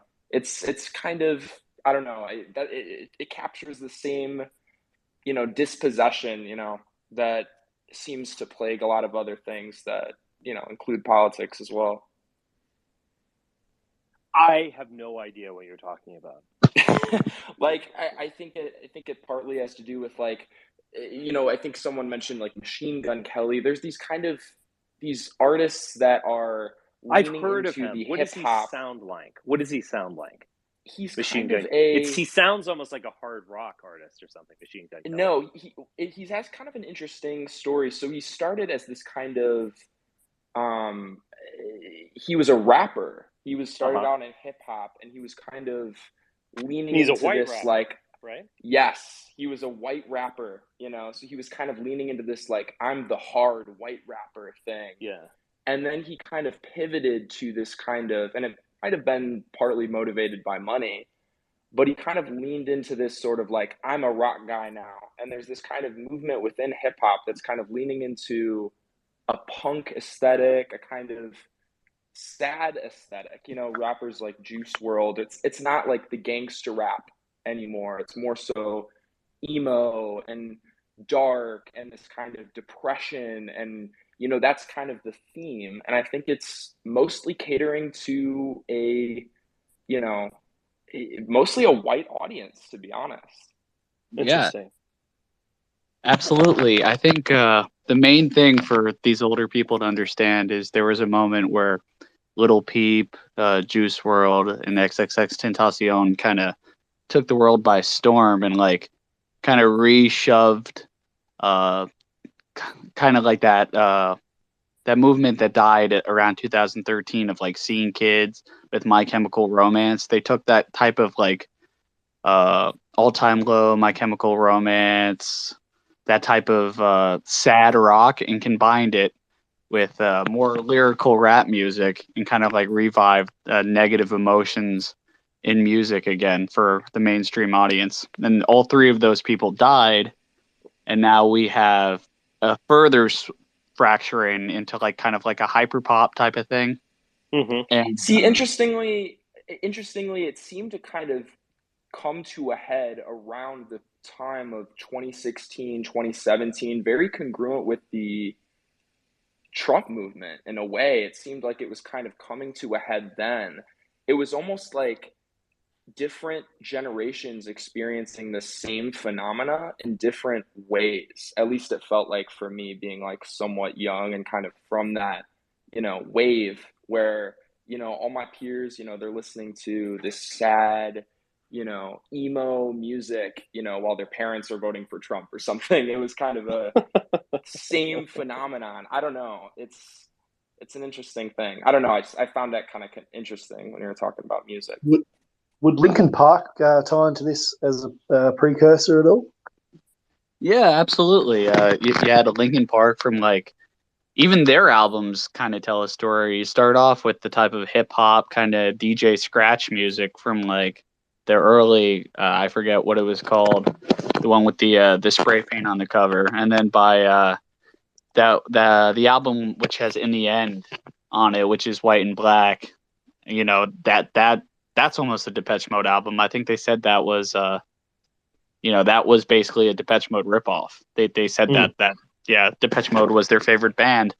And as that died out, again, it's hard to talk to people who are different ages about music, but that kind of came out at a period where I think the Xers were kind of aging out of the mainstream of music. And then we had that awful commercial period from like 2008 to 2012 when I was just like entering middle school, where it was like Nicki Minaj and stuff. And like, I will say this, that the emo girls were very, very good. That was my era. I was a little bit older than you, and the emo aesthetic on white girls was pretty good, I have to admit. I had a good time in high school. Amen. Wow. I had something maybe Okay. I can mention. I don't have Um, anything to add. I am so wildly out of touch with contemporary music that I can only listen and learn. Well, I was sorry, I was Justin. wondering. Yeah, go ahead, Do Brent. you have some? Okay, I was wondering if you, Richard, as you've like lived your life, have you seen the death of honor culture in politics? Do you think that has been killed off? Interesting question. What do you mean by that exactly? I think there was a time, maybe like before World War II, when politicians and even criminals, mafias and gangs, they had rules, they had an honor culture, and even like the rich, the elite were willing to pay taxes. And like in the 1950s, there was just more willingness to serve and be useful to society and not leech off everything and not claim that you're special and that you should get a trophy. And there was more collective. You can't really have honor culture without some sort of collective behavior. Yeah, And I agree with that. I mean, I see where you're going with this. Because with vis-a-vis Will Smith, I was kind of stressing the violent aspects of honor culture. But I mean, it's even if we were to understand that there were a lot of problems with elite culture, um, is there a kind of like canon in the ranks of the Foreign Service at this point? Someone who would define a general strategy that was both realistic but also more able to bring about world peace and do it from a rooted patriotic way, place. That's where it'd come from. And also someone who could talk seriously about nuclear weapons and their implications. I mean, I don't know if we have people like that. I don't know if literate, historically minded people are exist in the current bureaucracy. I mean, that's a very scary thought. It's a very sad thought, I guess, but it's a very scary thought. I don't think I the do alt-right think had that they're honor culture. patriotic. I even all of the woke liberals, I do think that they are patriotic on some level. And so all of this, the kind of conservative meme about how they hate their country or whatever, I think that's wrong. Now, it's clear that they might hate or despise a lot of like Trump culture. That's true, but I don't think they genuinely hate America. I think they want America to be seen as a hyper progressive bastion for the world. But I don't think they hate it. But they want to be the leader of the free world, so that takes some type of honor culture, even if It it's called does. being woke. Right. And the I mean, and conservatives don't want to lead the world, so they don't have an honor culture. How could someone like Trump, he has no qualifications to be president, but he was nominated to the White House anyways. He was insulting people left and right, and he insulted Ted Cruz's wife, and Ted Cruz did nothing. he voted to protect him multiple times during Yeah. impeachments and during the attempted coup. So what type of honor culture exists with conservatives? And it's even more depressing that most of the white men in this country vote conservative, actually. Yeah. The only reason Well, Democrats win I is think because what of the you're getting coalition. at, I mean, this is something that's this is a bigger theme that I've talked about and you've talked about as well. And which is that like the conservatives now offer resistance. And so conservatives, like, it's interesting that all these, liberals called themselves the resistance for a while when Trump was elected. They now almost like want to own the term elite, but conservatives basically are just saying no to things. Like they don't have really anything to offer. It's just like, oh, this budget's too big, blah, blah, blah. Or, we don't want any more CRT in our schools or whatever. And I get it, but it's not really offering a competing vision or grand strategy or anything. It's just simply saying no, and often doing it in a very bad faith manner. And you even see that with like this new, Cold War developing and kind of a new global paradigm developing. The conservatives offer nothing. It's basically like Joe Biden sucks and Zelensky isn't all that he's cracked up to be. And we don't want to get into World War III and blah. It's all this just kind of negative, passive aggressive stuff. And I And have one it's more. not compelling and it's not honorable. I mean, Kennan, I don't know how you can describe him as anything other than a conservative, particularly when you know his viewpoints afterward. But he recognized the situation that he was in and recognized that we have to fight the Soviet Union, but we can actually do it in a way that is sane and is most likely to bring about peace. But conservatives, what do they offer? I mean, they offer almost like, on the one hand, it's like Trump. It's like, on the one hand, it's like, oh yeah, Putin's smart or whatever, or like, Biden will take us into World War III, blah, blah, blah.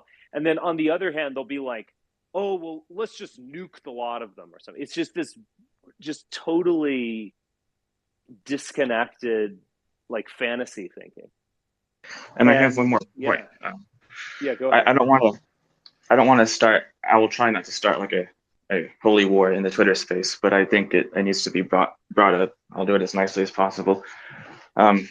Maybe there's just different types of honor. There's personal honor, and then there's civilizational honor.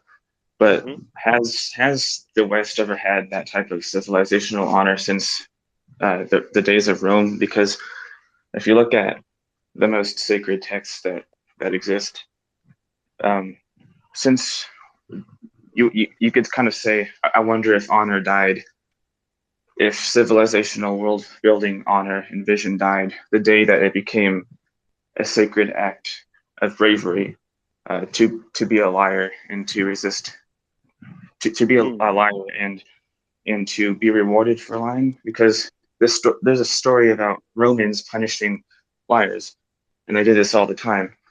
And I feel like maybe the day that it became guilty for Romans to think of punishing liars as acceptable, that maybe that was the day that Rome died. Because I think that lying is the worst crime.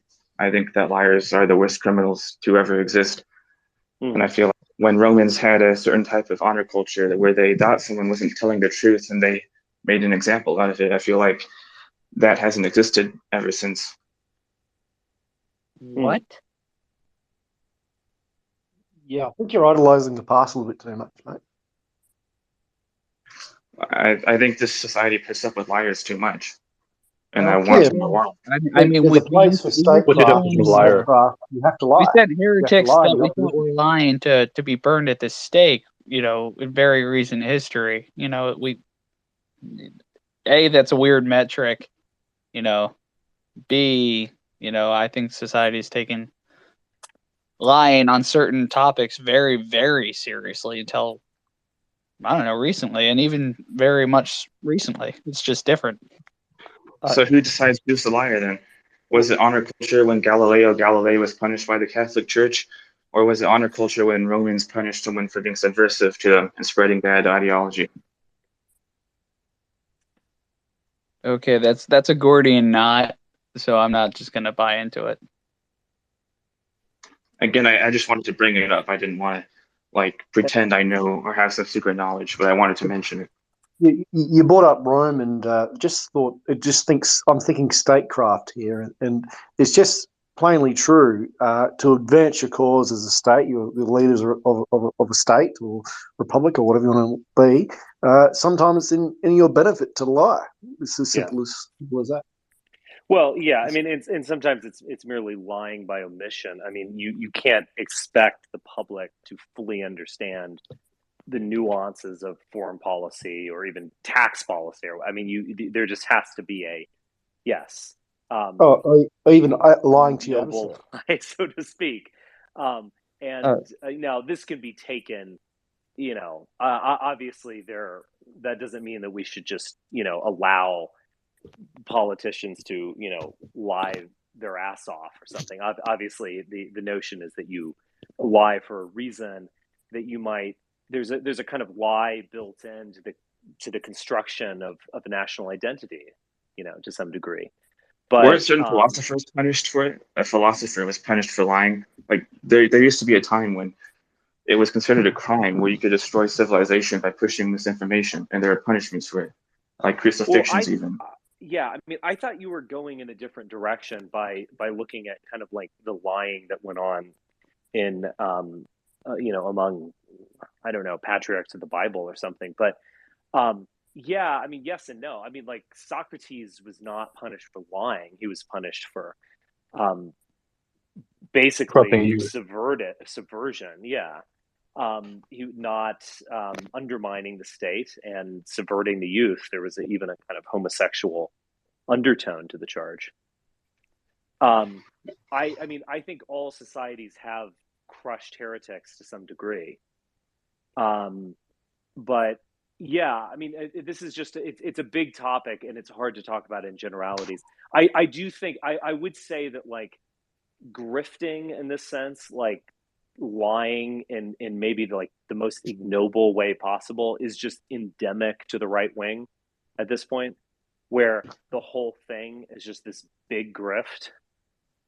And I would say wielding truth as a weapon is why liberals are in power. And it's not honor culture for someone like Trump to not concede and to lie and say the election was stolen and then to attack the Capitol. Honor culture would be wielding the truth and using it to stay in power, and liberals are the ones who do that right now. I agree. I mean, that whole stop the steal fiasco was absolute lying. No one serious took that seriously. And I do think there are a lot of people who are, you could say, genuinely deluded, but that's not really a great excuse. But yeah, I mean, the honorable thing, if you want to do a coup, I mean, again, I don't support this, just for the record, but like, if you want to do a coup, you don't do this kind of ignoble lie of like, oh, it was stolen from me. You're the ones who are, liars and blah blah blah. You basically, you might tell a noble lie in the sense that like, this is for the national good and this is part of our purpose. But you do have to take power openly at some level. You're going to need to be legitimate. So you're going to need to say that everyone is going to win by this. You don't just yell, because you lost, you start yelling that the other team cheated. And I mean, this is one of, I guess, my critiques of January 6th, is that it wasn't a fascist coup. I mean, in the sense that it didn't involve, or a kind of like South American fascist coup of the 20th century. It didn't involve the military. It wasn't an assertion of power, or, we are the true legitimate government. It basically involved legal and procedural chicanery, and then a crazed mob that was drunk on QAnon conspiracy theories. I mean, it was truly awful and ignoble. And yeah, there is no honor in any of that stuff. Really, really quick, if I could, also, when it comes to civilizational questions and honor culture, we can talk about, just really quickly, things that can come up from the ground, from the bottom up. So if you think about losing the Roman eagle, was a civilizational affront, but not just for the civilization. This went all the way down to the common soldier, and in terms of a lie, I mean, who lied? Julius Caesar, the Senate, or the Republic? Who lied? Who told the truth? Mm-hmm.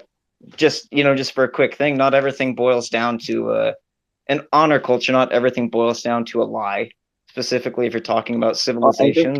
I think the lie that killed Rome was when people decided that truth can't be found in reality and it can only be found outside of it, that it can't be found in life and only in death. I feel like that lie should have been illegal. Maybe it was, and there were punishments for it, and it destroyed Rome. And when you have QAnon people saying you can't find the truth because it's hidden behind a magic letter, Q, and you can only find the truth if you follow it off the cliff. And Yes. you have to make a martyr out of liars and reward them for lying, because it's just heroic to lie and to talk about things that have no answers and to spread conspiracy. Okay, you're stretching the definition of lying. I mean, I agree, or I agree with a lot of what you said. I mean, that the whole idea that truth lies outside of reality is a absolutely biblical notion, but it is also a Platonic notion. And I mean, that gets us to the notion of, Plato, or Christianity is Plato for the masses, which I think is absolutely true. Or I would say, Plato invented Christianity in many ways. But that is a fundamental worldview change, where you start to imagine that there is a good that you can uncover through language, and that is pure, and that is outside of the world, and that is not something that you can see with your own eyes. Now, of course, there have been a lot of monumental theoretical advancements that you could describe as such, but yeah, to create that as a kind of theology is, yes, it's fundamentally nihilistic in my view. And it also breeds liars, because if you say truth can only exist in reality, anyone who wants to spread a lie can only make up a lie based on things that are real. But if you say truth can be found outside of reality, anyone can make anything up and get an audience and be a grifter and smoke their own coal. There is a degree to which Q is just a Christian heresy. And it is, you could say it's Gnostic, but I mean, it is deeply Christian at its core.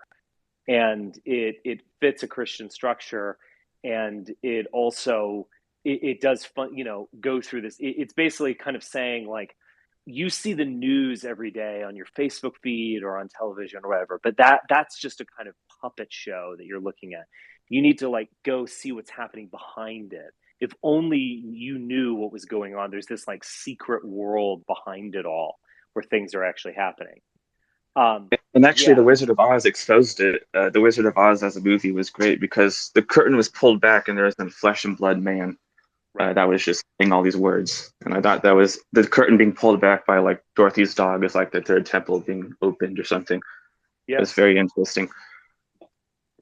Yeah.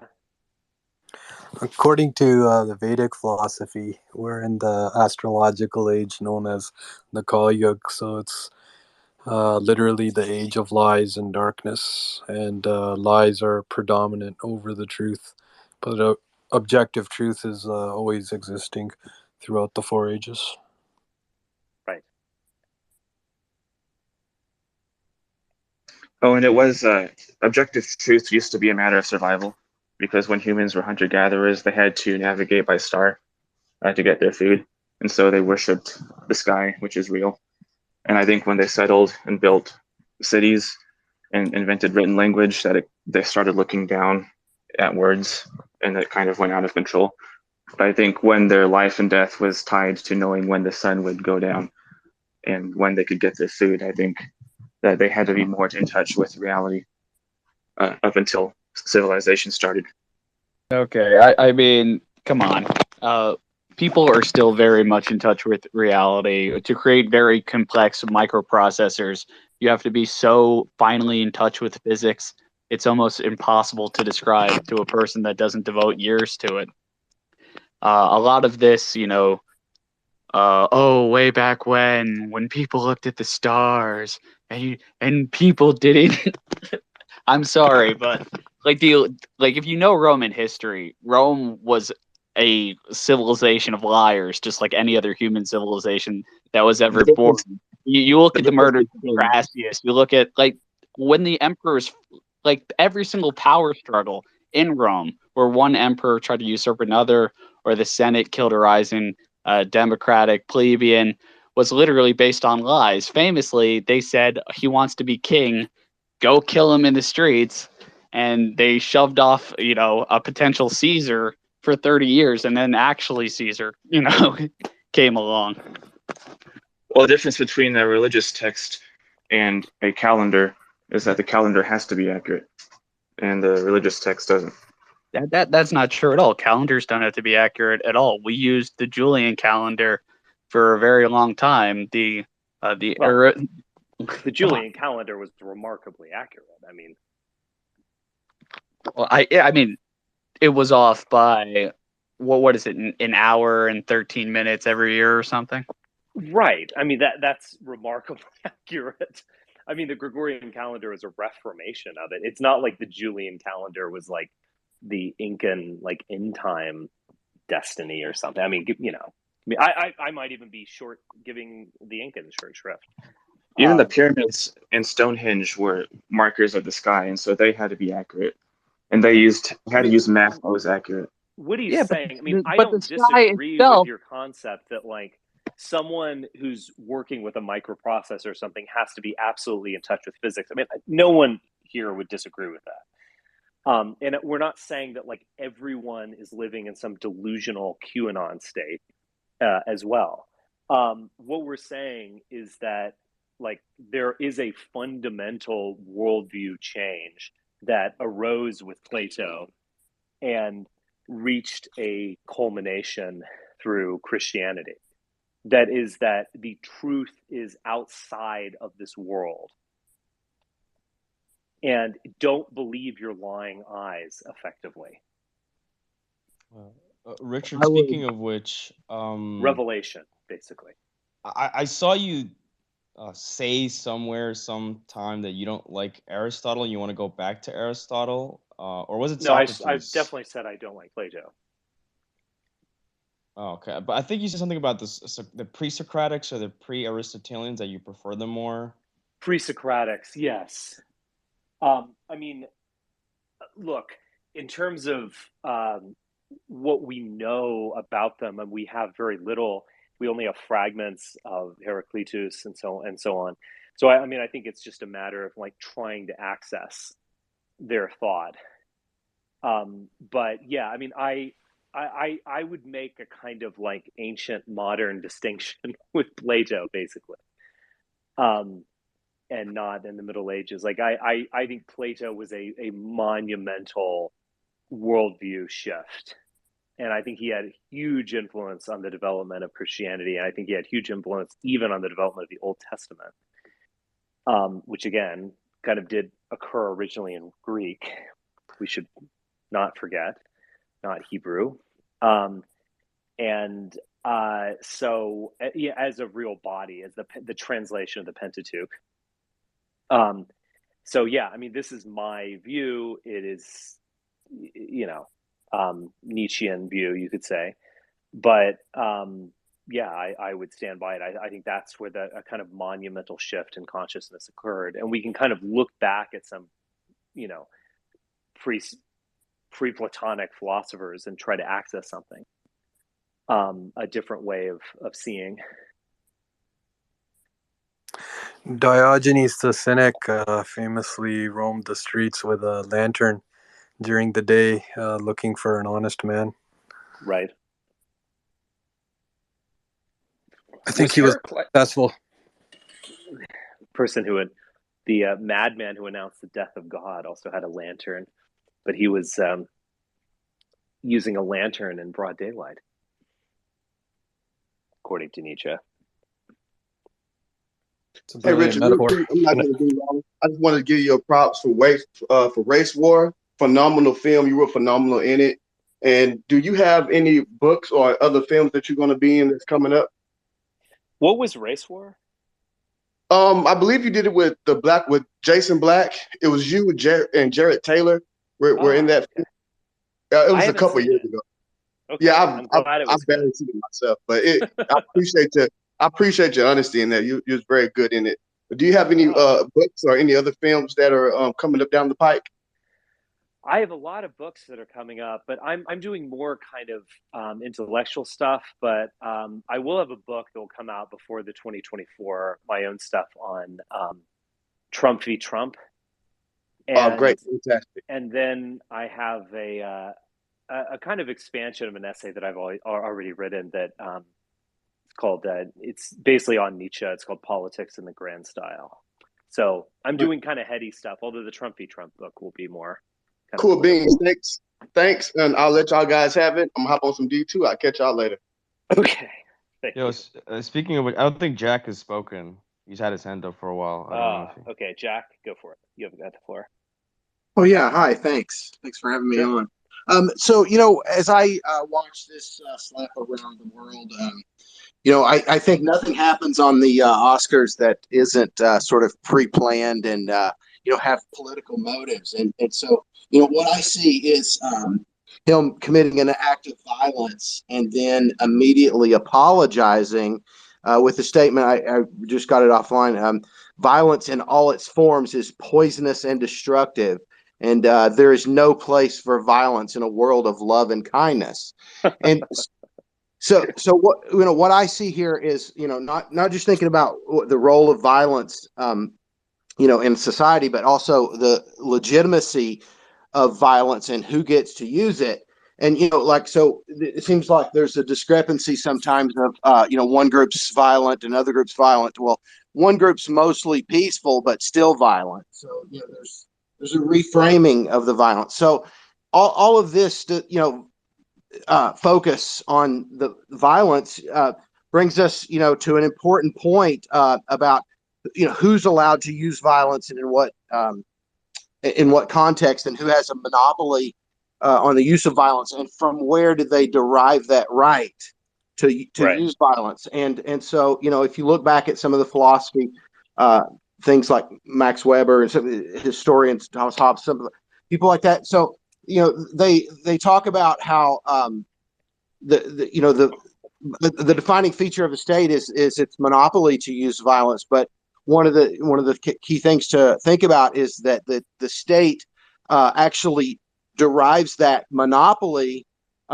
from the consent of the people, and the people actually don't derive their right to defend themselves from the state, but rather natural law holds that you derive that from some sapient or God-given rights of your own. And so if we're not careful, I'm just interested to hear what do you think about, are we at a stage where we're going to say, okay, all violence is bad, according to Will Smith here, and destructive in all its forms? Or are we going to say and focus on the fact that, yes, we're the ones who give the government the consent to use the violence? And I think some of your discussions about honor bring that up. In what cases are certain people allowed to use violence? And well, okay. I mean, you're offering a version of natural law theology, which is fine if that's what you believe in. Now, I don't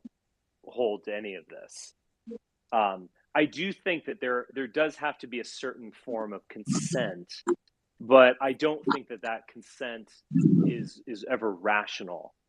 I mean, I'm a Schmittian, I guess, when it comes to political philosophy. So the legitimacy of the state is in itself a kind of form of theology. But in terms of the government, I mean, there is some kind of metaphorical deal that's made whereby it's better to basically give legitimacy to the police force and to the state itself, whereas otherwise we'd be in a land of pure lawlessness. We'd be everyone would be carrying a gun and fighting each other, and there would be no justice of any kind. But I do think that is kind of merely a metaphor on some level. I mean, at no point do you actually consent to do this, or it's not like a rational calculation. The state does establish its monopoly on force. It owns that, and then it will either call upon or develop a kind of theological legitimacy to it. And the legitimacy is something you can understand. So, I mean, that natural law is itself a kind of form of legitimizing the state, but it's not like an actual science of the state. You're not uncovering the truth. You're basically looking at a lie, you could say, or something that the state likes to tell about itself. But yeah, I mean, I don't, God-given rights. I mean, I you know, a lot of that stuff is also, I mean, it's said from a Christian perspective, but I mean, what rights did Yahweh give people in the Bible? I mean, you know, I would have to ask Christians, like, where are you getting this from? Yahweh demands submission. I mean, what rights does he give people? I find it kind of duplicitous to slap someone and say violence isn't the answer. It's Kind of I funny. mean, yeah, it's really funny actually. But no, it just to legitimize violence, to perceive yourself as the victim, and then you can do violence. Say what you will about Antifa, but at least they're open about they want to do violence. So. Right. Well, it's almost state-like in the sense that, you know, like the United States government, that, you know, oh, we're always questing after peace and freedom and so on, and then, you know, they engage in these foreign boondoggles that lead to the deaths of millions, things like that. We're the true seekers of peace.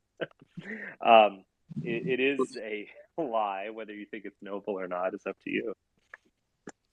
Richard, I might have to push back on you in the whole God-given rights thing. I think that's just a deist sort of phrase, and it's really more accurately titled natural rights. As you said, they're right, Christian... but it's a theological event. Okay, fair enough. But I've asked a non-rhetorical question of where in the Bible does God give you rights? Like, where does he say, you have the right to property, and you have the right to own a firearm and defend yourself? I mean, it's almost like the Bible teaches the opposite lesson. It's submission to Yahweh, and it seems like anyways, turn the other cheek. It seems like it would say all of your rights and freedoms come after death or during salvation, but I don't see if freedoms are inherent to the sinner. No.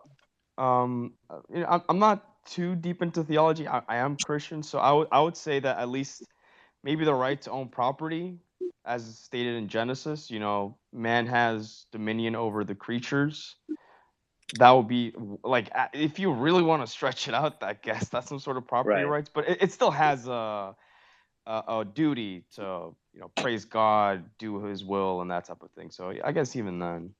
Right. Well, all things are permissible, but not everything is beneficial. You know, that's 1 Corinthians 6. All things are permissible, but not everything's beneficial. Yeah, I get that. Yeah, but basically, I don't really like that sentiment.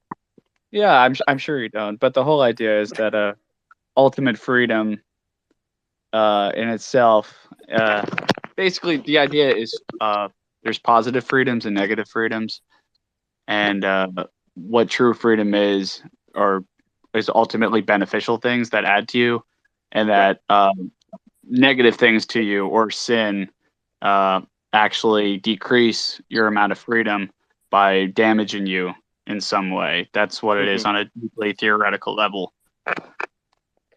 Well, that is also very Platonic. I mean, the Republic is about learning the good that you should do, how, you know, even if it doesn't immediately benefit you. You know, it's like, how could it, you know, if you were able to, you know, have a magic ring that made you invisible, or if you were able to gain control of society and rule to your own benefit, how is that not good? Like, is there a good beyond that where you should act in its, you know, according to its rules and use it as a kind of goal, and that it would be ultimately good for you? So I didn't express that very well. I apologize, but I think you get what I'm saying. Yeah, absolutely. Yeah. But the idea also is very important to understand, because also then that moves into higher order goods and second order goods and third causal goods, which that's the typical theological response to the problem of evil, of, you know, especially of natural evil like hurricanes. So this is the problem. Wow, we've gone way over where I thought we've gone from the slide. Yeah. How do you Yeah. explain, like, why would God kill all these people in a tsunami? Yeah, exactly. That's natural evil, and there's three still standing arguments for it, and I could send you different modern theological responses to it, and just natural philosophers' responses to it. But basically, the one common argument that I don't myself adhere to is second and third order goods, where like the highest form of compassion or something can only be achieved through somebody's lack, and that lack may Right. be like a lack of safety. I've And heard that. That seems yeah. very self-serving. Like, we've seen the face of Christ in these people saving people in a shipwreck or something. I'm kind of like, that's simple.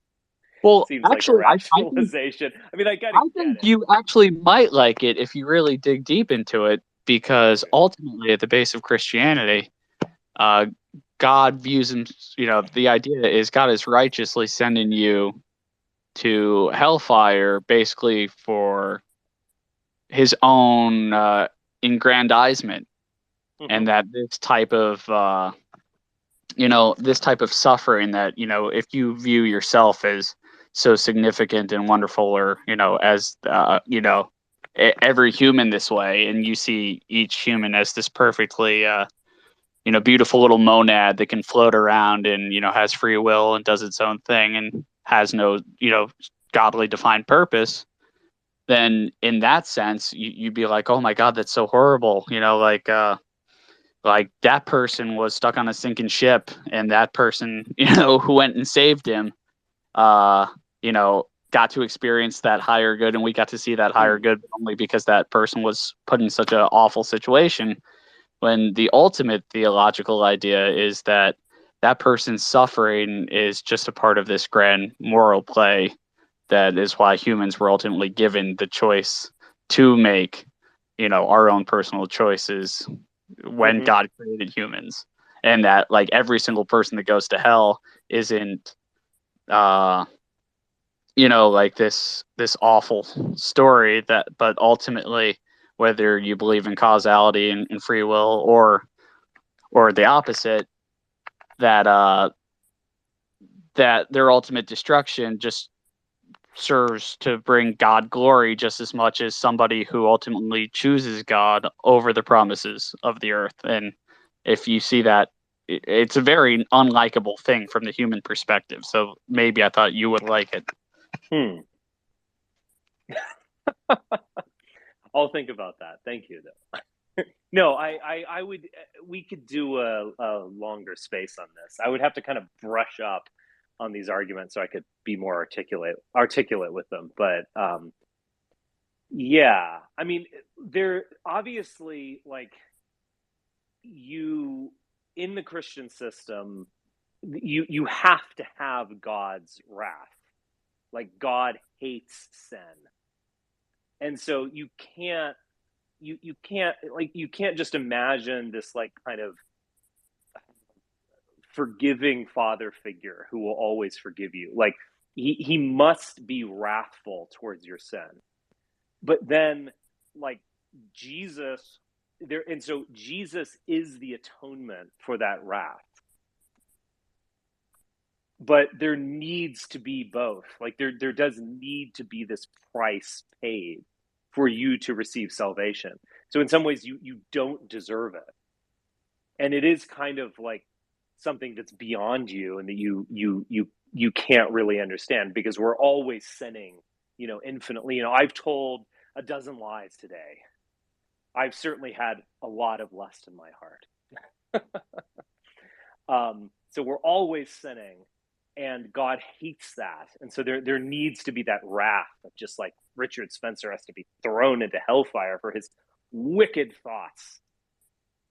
And again, there's this, like, grandiose sacrifice of Jesus, of his own son, to atone for that wrath. And we don't deserve it, and it's kind of beyond us. Right? I mean, that's a representation of... Yeah, that's pretty accurate. Yeah. And the whole idea is that we're a limited creature. We're sinful by our human nature, by our sin nature that's innate in us once we're born. Mm-hmm. And thus, how does something completely, worthless in the sense that, we're an infinite distance away from perfect. Because I think, to quote the Bible, all men have fallen short of the glory of God. And to bridge that infinite gap, you need a perfect sacrifice. Can I ask another question? Sure. Okay, this is for Richard. Yeah. Do you view yourself as a member of the American elite? Not really. I don't. I mean, I think highly of myself to the point that I hope that I have influence, and so on.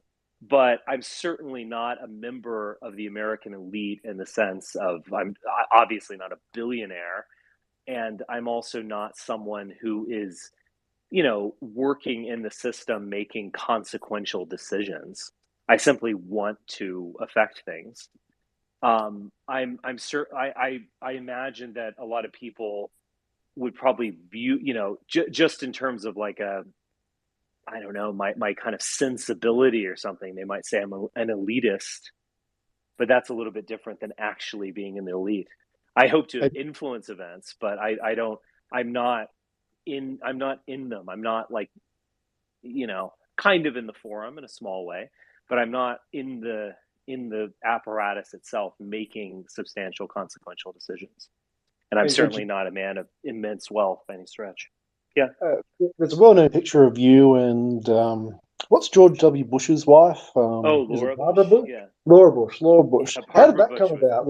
Everyone's seen that picture. We obviously thought about how that actually happened. What that was early 2010s, is that right?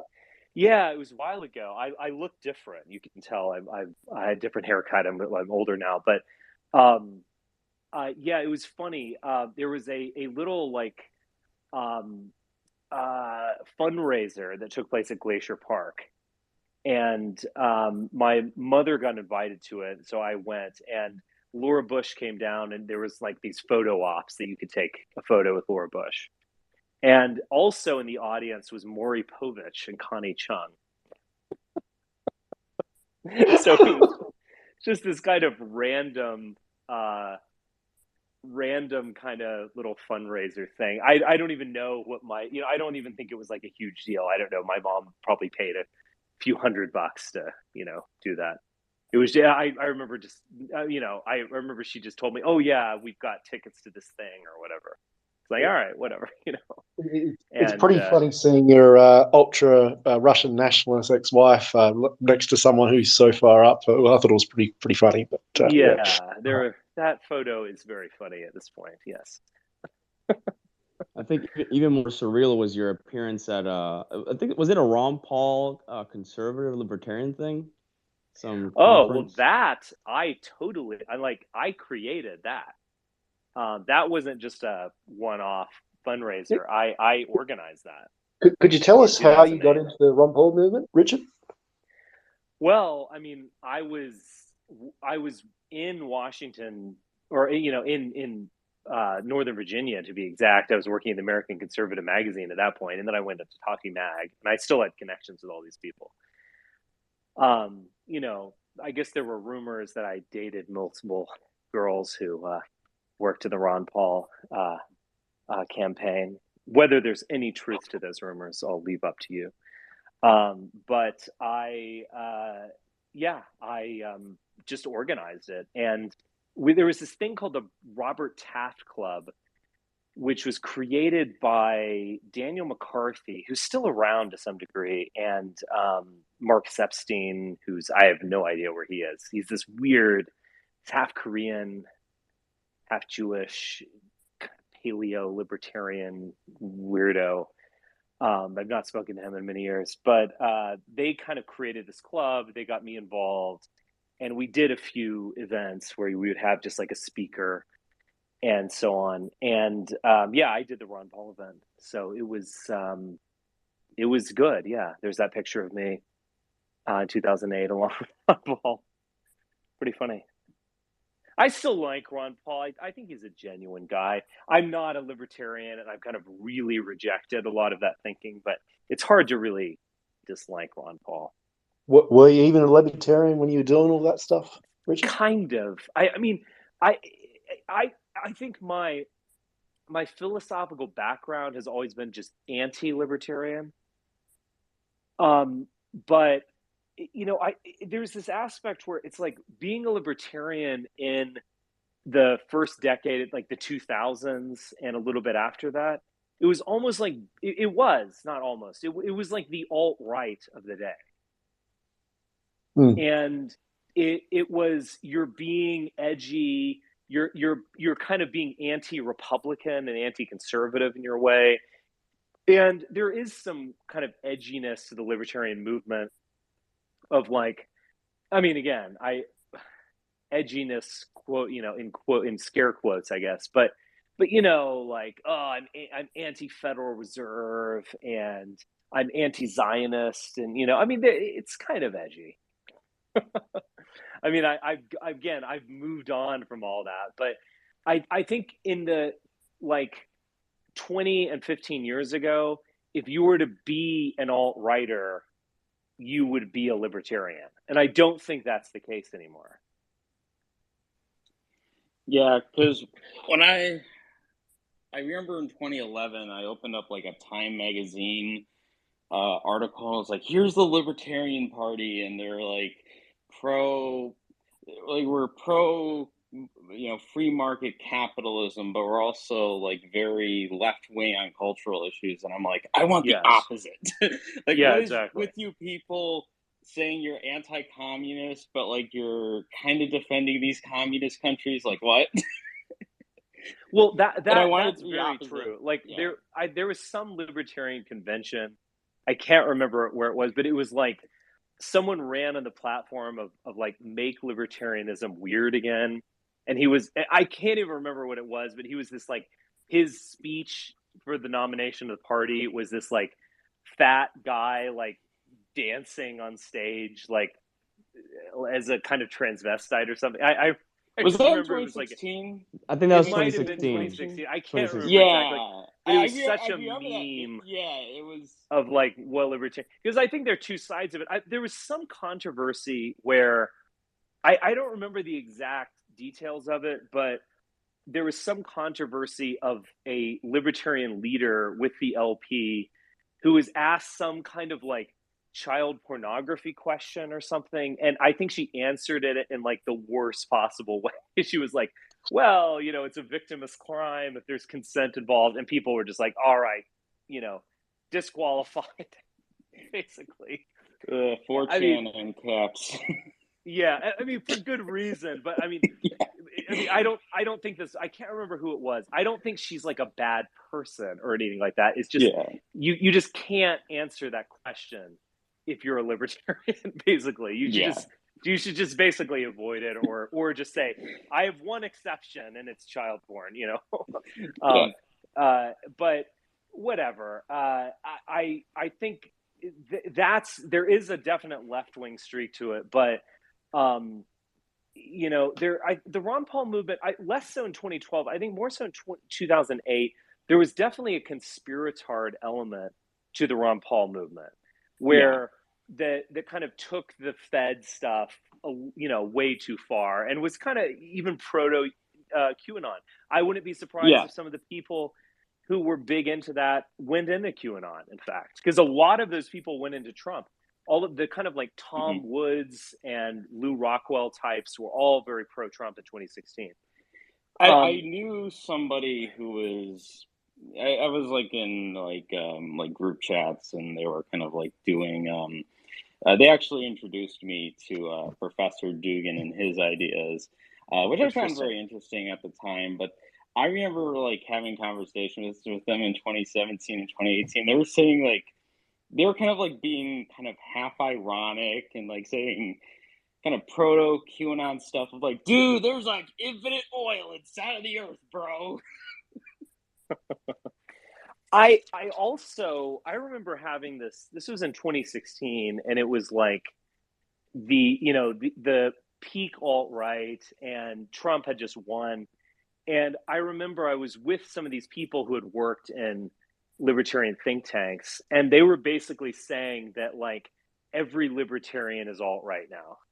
Like no one gives a shit about taxes.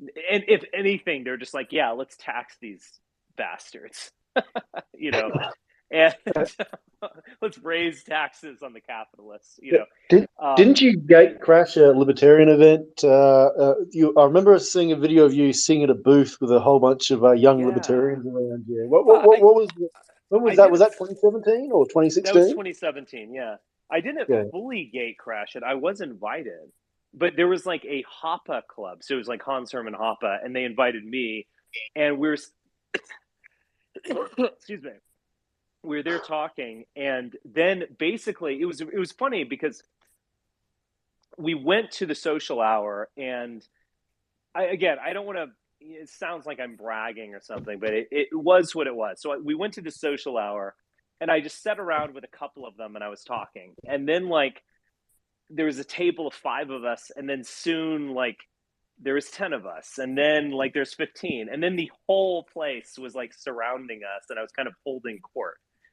And you had weird like blue-haired leftist, but they were not as shrill as they would become as like post Charlottesville or something. They were actually kind of like conversing. Sorry, I'm actually cooking a hamburger right now. If you hear that sizzling with onions sound. Does it have onions and I am not joking. If this roasted had a video, mushroom. I caramelized onions. No roasted mushrooms. So caramelized onions. You invited it. You invited it. It's really easy to do. You can find this in many places, including my home. All right, no more talking about it. Is it hot stuff? Is you put in the onions with some, say, oil. You brown the onions. Then you put in a tablespoon of sugar and a splash of water, and you mix them around. They become caramelized. It's very easy. It improves the burger by, it's very hot by that point. Real cooking VC hours with Richard.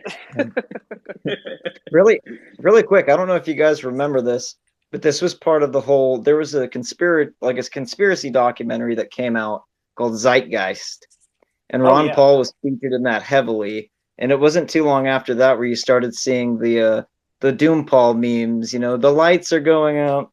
It's happening. Yeah.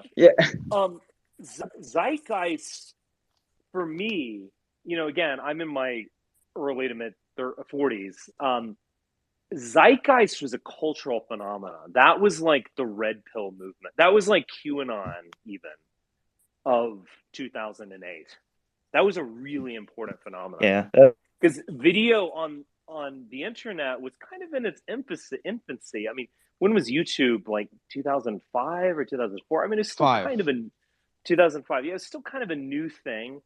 And you had this like really well-made web video, and it was definitely like red pilling, and interestingly was kind of had some right-wing elements to it. It's definitely anti-Federal Reserve, but also had some very strong left-wing elements to it, and it kind of had some kind of I would say not just even anti-Christian, but kind of anti-religion, kind of like, opiate of the masses type stuff. It was interesting. I should rewatch that. I know he offered, like, after he did his critique, which was Zeitgeist, he did something that was like what was it? It was named after a goddess. It was like the Venus Project or something like that, where he offered his like vision of society. And it was basically like, now that we have this level of technology, we'll have these egalitarian pods, and we'll all just like live in these pods, and then we'll like service the pods for 45 minutes a day, something like that's all will work. And then the pods will like hydrofuel produced food, and we'll have like Star Trek machines that will just like make objects. And it was this like naive Marxian vision of, oh, he'll be a fisherman in the morning and a poet in the afternoon and a laborer at his lunch hour or something like that. The Thrive documentary or something else? Yeah, say that again? There's a documentary called Thrive that was also like kind of that must be a different one. Same idea from that one. Yeah. Richard, do you think with the increasing inflation, all that libertarian stuff, libertarian economic theories, could make a little bit of a comeback? Maybe. I mean, maybe with inflation, because they have a very compelling explanation for inflation. But I'm still on my neo-Cold War trip that I just basically am saying, like, vis-a-vis some big external threat, I don't think these are going to be compelling ideologies. I think it's kind of had its day. I mean, the alt-right kind of replaced, the alt-right had its day. I mean, I don't know what is going to come in the future, but I hope the stuff that I'm involved in, of course, but, libertarianism had its day in 2008 where it was the alt-right. I mean, the Ron Paul, we forget about the Ron Paul movement. That really was a remarkable thing. Raising money online, a lot of edginess, and a kind of alternative politics that was going mainstream, an internet culture. So, there are these funny things where there would be like a Fox News debate, and they would host, it was like Sean Hannity would be interviewing all these, horrible, like Mike Huckabee and, who else was running? Can't even remember. I guess Mitt Romney. And they would be like, all right, here's the Fox News poll, and 80% of viewers think Ron Paul won the debate. He's like, this is not a scientific poll. Because basically, Ron Paul, people online would just spam the poll thing. They might even have used bots or something. I mean, it was pretty hilarious. A lot of that was 4chan stuff. Yeah, absolutely. I mean, it was absolutely the alt-right. And then I think in 2012, the Ron Paul movement kind of like went mainstream and was less interesting. So it was like Ron Paul would, talk about like cutting the budget and stuff like that. It just wasn't really interesting and radical. I found it a lot less compelling when he became more mainstream, as it were. And also in 2012, that was 10 years after the invasion of Iraq. Things were winding down. It just didn't have the kind of compelling nature to it. Like if Ron Paul had run in 2004, I think that would be more compelling, because it's like you can just be up there just like banging the podium, just saying, this war is terrible, we need to get out immediately, all that kind of stuff. But in 2012, it was just less compelling. I think vis-a-vis the new world we're heading into, an anti-war position, I just don't find very compelling. I think it's more interesting to like offer a sane view of how, America can navigate this situation. And but just being anti-war, Europe is, there's serious talk of Finland and Sweden joining NATO. This is not a point where it's like, why are we in NATO? This doesn't make sense anymore. It's like, no, this makes perfect sense. So, I don't know what's going to come after. I obviously hope stuff that I'm involved in will have influence, but I don't know what's going to come after. I think it's kind of an interesting question. Like, what is going to be the alternative politics? Because I think the woke stuff, don't you think the woke stuff has peaked? Am I engaging in wishful thinking here? But like, isn't it just, what are you going to fucking do next at this point? It's like, they're going to probably try to put, like, people say they're going to push the pedo stuff, and that might go in some direction, but I feel like that's almost a step too far. huge bridge too far. I mean, you just can't do it. It feels like it's not going to happen. Yeah. Yeah.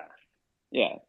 And we're seeing the reactions to the early beginnings of that, aren't we? And it's people at school boards, say what you will about it, but it is happening. Right. Well, there is a reaction. I'd actually argue with this Jada Smith thing, what they're going to try next is polyamory. Well, they've already tried that. And the New York Times, I remember, did some big article on polyamory, and they made it the most like unattractive thing. It's like, what is that meme of like, your vision of polyamory, and it's like Hugh Hefner with a bunch of chicks, and like actual polyamory, it's just like weird, gross. We're not like returning overweight to theocracy. It's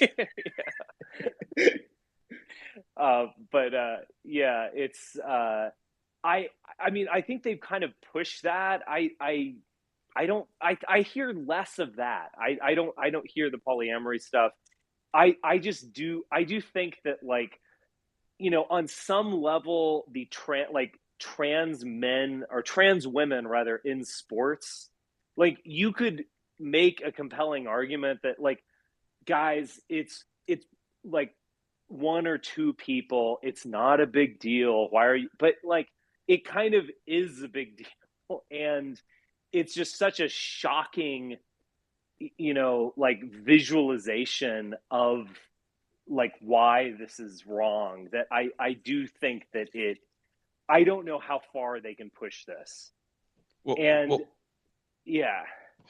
Richard, they've been pushing it as far as the Supreme Court. Let me get my tinfoil hat on, with the whole Ketanji Brown Jackson, what is a woman thing.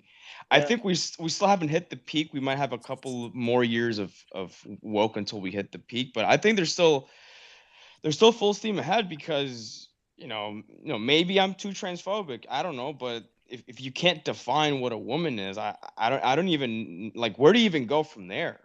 What's the point of anything if you can't even? I agree. I mean, look, obviously I've expressed myself on this. I don't think I'm being I'm wishfully thinking to say that there might very well be just limits to this, and that when the situation around the world changes, that you just have to kind of move off the stuff. And, like, I don't think AOC is really all that compelling when it comes to, like, talking about Ukraine and Russia. What does this chick really have to tell us about this situation? I think the DSA recently put out a statement saying that they want the U.S. to withdraw from NATO, which... Oh my God! Actually, that was Richard, like a Buchanan argument in the '90s, but now it's just kind of a little. I mean, I can understand allowing Europe to kind of have its own army, but it's very irresponsible considering the situation. But the other thing was train of thought. I was the woke stuff. You there? Yeah. We lost you. Speaking of AOC, has anyone even heard of AOC very much these days? Well, that's kind of what I'm saying. Like, I just don't think it's very compelling. Like, she...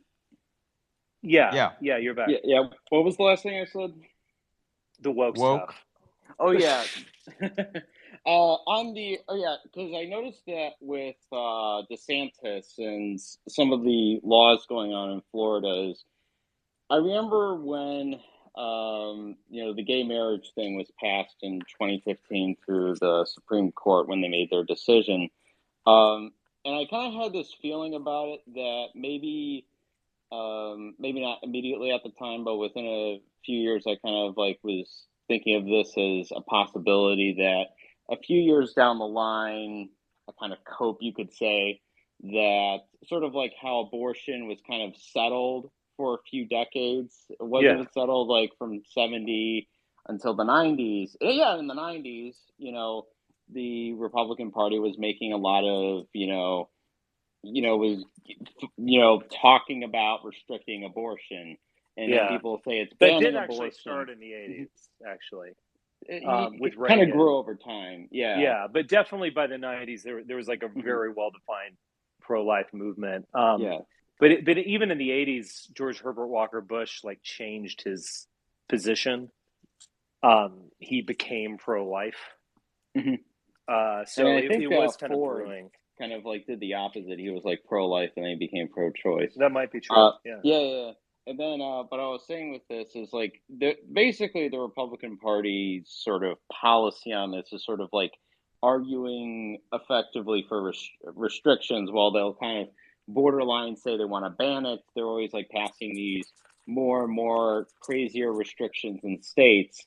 And I think we're going to see that with the sort of gender, whatever, with, that area is going to sort of go through a similar sort of effect where states are going to start sort of like trying to get around the issue. I'm not sure if there's still, I think there's still. Well, I think they're doing that right now. Yeah. I mean, I think like banning, I don't even know how it's articulated exactly, but like, not allowing trans women in sports. You have to play on the team of your biological sex. Yeah, it kind of started with the bathroom stuff. The transgender bathroom. Yeah. And I think they're trying to do it in a similar way where it's controlled. They're not going back, but what they're doing is like they're putting in these kind of silly restrictions that people think it's like. I mean, I heard at church on Sunday that they're like, oh, pray that, the Supreme Court is going to overturn Roe v. Wade, which is like, it's just like this endless sort of, Well, that's true, but I think I don't know what's going to happen with who knows? I mean, this might be the year that we'll see, we'll see, but, Trump appointed 3 judges. And he came out as like the pro-life guy. He started speaking at the March for Life rallies. The DC one. Yeah. Because I've seen that at my local parish. It's a very Trumpy kind of parish. I'll leave it there. But I've kind of noticed that. And then the other thing is, I think you're going to see that with a lot of the way the Republican Party is going to do social conservatism. While I think you'll even see this within some of these races where this candidate says, I think I remember the governor's race, the governor, the Youngkin said, like, I personally don't believe in it. Like in 2022, he personally doesn't believe in it. He personally believes in traditional marriage, but he would never act on it as governor. We had a governor like that in my state. And then what I think is it's going to be kind of like on the fringes, sort of like with the pro-life thing. I think at some point they might try to sort of, rally people to vote with sort of saying they're going to overturn Obergefell v. Hodges, but it's just going to be a long, drawn-out process. I mean, that's just my take on a lot of this stuff is, it'd be nice if it's overturned, but I think it's not an objective sort of like with abortion. I feel it's to me, it seems more effective that like praying in front of an abortion clinic is more effective than voting for it or, changing the society while changing the government and the institutions of society would be, an advantage. I more or less side that, praying in front of an abortion clinic is stronger than like voting. And then like a similar thing, if we can kind of restore a kind of sexual morality in society, that's kind of something that will have to be worked on down the road. I would say this. I mean, look, I'm not. I have some different views on these hot button topics, but I would say this because I would take my general perspective on this neo-Cold War that we're entering And now again, if that assumption is wrong, then I would change my prediction, because this is my assumption, is that these aren't just mild sanctions against Russia, and this isn't just a war in Ukraine. This is actually really paradigm shifting, and that we are entering a neo-Cold War environment. That is my assumption. Yep. And what I think that is going to bring about is a kind of higher level of conservatism. And I don't necessarily think that will be like the pro-life cause or social or stuff like that. Again, you guys can call me crazy or call me a wishful thinker. That's fine. I just think that the wokeness is going to be dialed back, and I think there's going to be some unironic depictions of patriotism and military valor in Hollywood. And they've never totally gotten away from that. True. But what was that movie?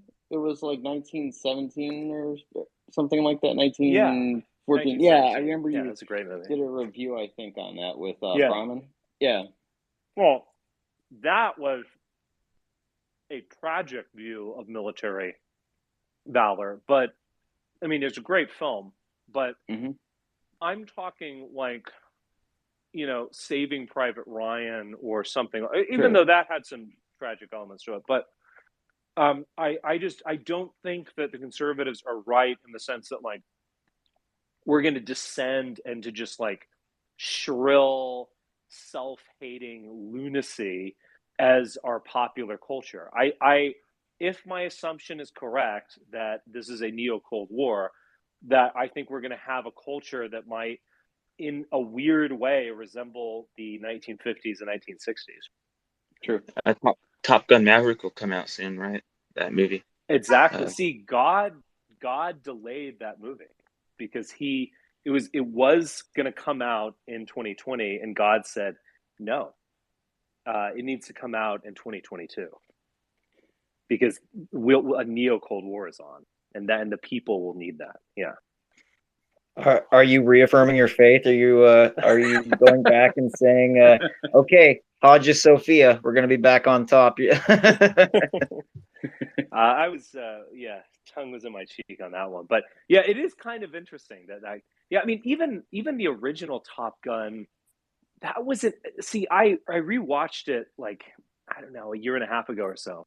I don't think I had seen it, like since the 80s, and even the original Top Gun, at least what I got out of it, it was already kind of like expressing the end of an era. Like, Top Gun was about the fact that there aren't any wars, and that Maverick was like the first one to have like 2 confirmed kills since the Second World War or Korean War. I can't even remember. But it was already in a kind of like postmodern state of like, can there be heroism? Even in Interstellar, Matthew McConaughey was depicted as an American patriot astronaut, where he was arguing with a school teacher about, probably a conservative school teacher, well, who knows, but she was saying the moon landing was faked and Russia proved it or something, and then he was like, no, we went to moon and we'll go back to space, we'll save the world from climate change. But it was an American type of theme in the movie, where he saved his sister and was sacrificing, kind of like an honor culture thing. He would go into a black hole for her.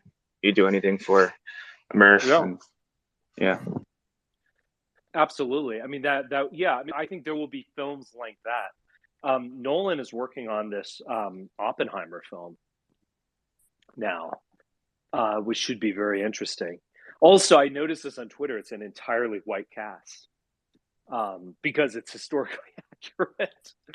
And it's not some medieval legend where you can just like, add in a black elf or something. So pretty interesting. But yeah, I do think, again, call me crazy, but I just think that we're going to be entering a different level. And then remember, like, the liberals themselves are getting whiter. Like, the Democratic Party under Biden is getting whiter each election.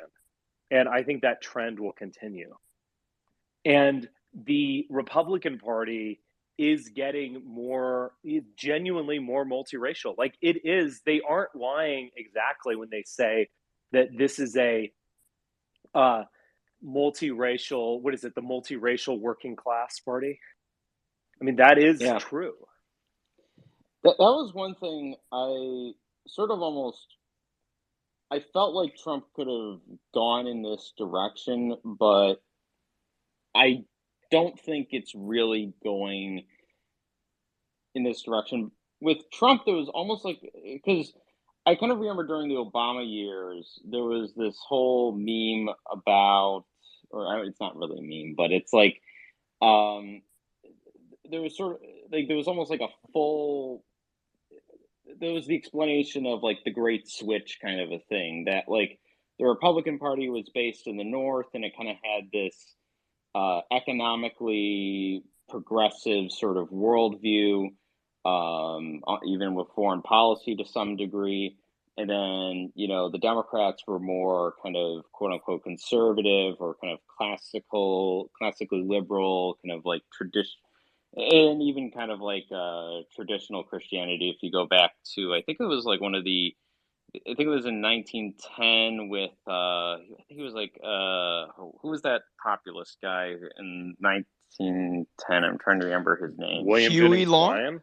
Huey Long? William Jennings Bryan, yeah, from Southern Illinois, yeah. He like having that debate, like, for example, like, but like the Republican Party used to kind of be more, like in the 2000s and the 2010s, they kind of had this, you know, economic libertarianism, I guess you could say, but also kind of a hawkish foreign policy, and then kind of combined with like even evangelical Christianity, and that used to be on the Democrat Party, and that the Republican Party used to kind of be more economically, socially, in terms of foreign policy, progressive. You get what I mean? That Trump was almost like reversing towards that in 2016. But then he dropped all of that. He just, you know, kind of was courting the Cruz voters. And, you know, I felt with the 2020 election, you know, he lost in Georgia and Virginia, and kind of lost his support in southern states, but deep southern states.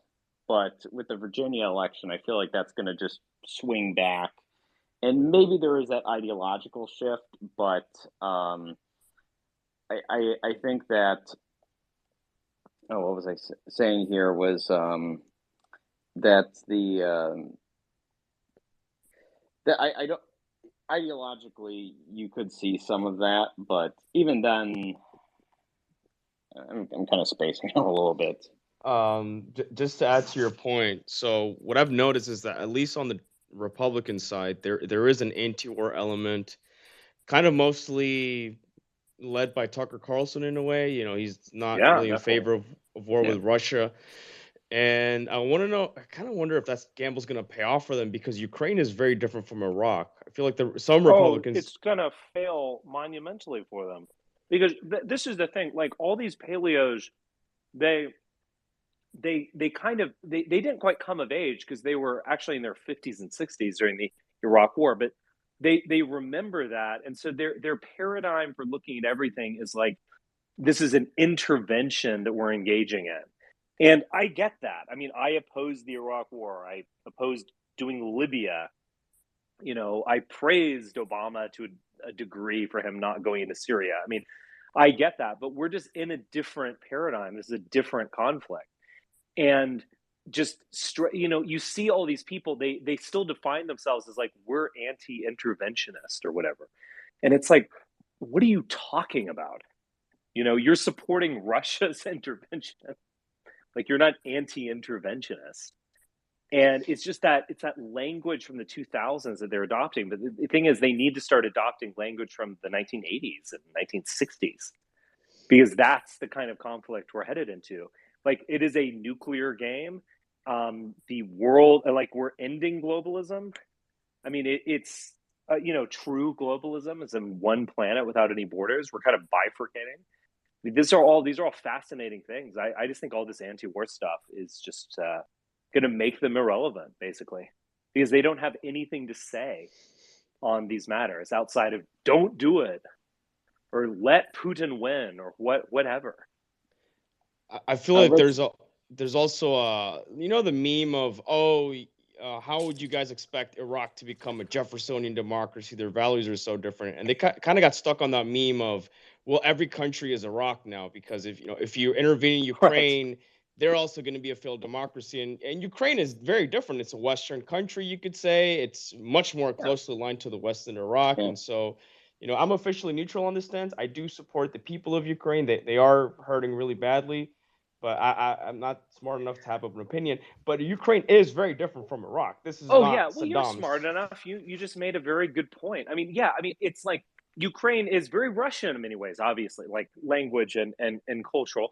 But it is interesting that all of these Europeans have just like opened up their arms and said Ukraine is part of Europe, even in that kind of embarrassing way that Kamala Harris explained the conflict on like a black radio station. She said, okay, y'all, Ukraine, that's a country in Europe. It's next to Russia. Russia invaded Ukraine. But she said Ukraine's a country in Europe. I mean, no one would have said that. I mean, I don't want to spread Russian propaganda about Ukraine is Russia or whatever, but like no one would have said that in the 1960s. They would have just said, even when Ukraine had been given some autonomy, it would just be like, it's Soviet Union, it's Russia. But it's just, the whole like democratization theory only makes sense if you basically look at national IQ and, race and genetics, to be frank. But the notion that like we don't have something culturally at stake in Ukraine, or that Ukraine isn't European, I mean, it's just obviously wrong. And again, it's like all the paleos it's like it's 2003 again. And we have to make the same tired arguments that are not applicable in this case. And so they're going to say like, oh, we're anti-war, we're anti-intervention, blah, blah, blah. It's just like, shut up. Yeah, wasn't the whole paleo-conservatism point was the Middle East is a distraction. Our main threat was the Soviet Union or Russia. And then also, I'm not sure if you read the long notes that I kind of quoted and sent you of like my prediction of what the 2024 primaries would be like a year ago. And kind of what I thought with the Republican Party, to kind of tie it, what I was trying to build to was, I think there's going to be like almost like a three-way I predicted there was going to be a three-way primary, that Mitt Romney was going to be sort of the, the center right moderate wing, like I was the nominee in 2012. We're going to try to take back the Republican Party. And then Trump, I think I said like Trump would stay out. I actually thought Pence was going to be, the guy in the middle, but clearly that's not the case. Like this was just after the J6 incident. But I think Trump is going to fill that. I mean, Trump's clearly filled that void, and I feel like he's kind of like balanced himself between being kind of like on that, I guess, ironically, the Mitt Romney side versus and then the third one was it was kind of the far right, like Nick Fuentes, like America First, kind of wing. And that Matt Gaetz would fill that category, although probably not with allegations. But like, that is clearly going to emerge as a sort of faction. But I think they're probably going to fail. Like there's going to be a more mainstream candidate. I think they're going to totally fail. I mean, I can see Matt Gaetz or Marjorie Taylor Greene doing that, like being almost like to the right of Trump. But I don't think that's going to win, because Trump is clearly wants to run again, and Trump is going to be Trump. Even though his attendance at his rallies are flagging. But I think Trump will be there. I think Trump might very well lose in a primary, because I think people are kind of overestimating him. Yeah, I think a lot of people are tired of him. I think there's a level of that. Well, it just doesn't have the resonance anymore. It's just like, what are you, like in 2016, it was new and compelling, and like he was saying something different. At this point, like, what are you really offering? I just don't see it. And I mean, I was kind of joking around on Twitter. I mean, because Romney is quite old, but it's like Romney, just that older cold warrior type. It's like that seems to kind of like be more attractive. I think, and I who guess knows? I guess you could say a kind of fusion that could be made. I guess that's a bit of a reference there, between kind of the more, I mean, it's mostly just being kind of like anti-woke, but social conservatism. Not exactly the same thing, but that's like a factor in this, kind of combined with Mitt Romney stands, I guess you could say, or kind of like a kind of return, not necessarily, well, obviously kind of a neoconservatism, but I feel like kind of Ron DeSantis kind of is that. I think Well, he he's might, likely but the nominee. he's tried to be more Trump. I mean, Yeah. he's kind of late. He's holding on to that. Now, he is more of a conventional Republican at heart, but he's tried to be more Trumpy. I don't know. I mean, we're going to find out really soon, because right after the midterms, like, it's going to be on. Yeah. But I don't know. I just, this is my paradigm going forward, is that I see things becoming more conservative.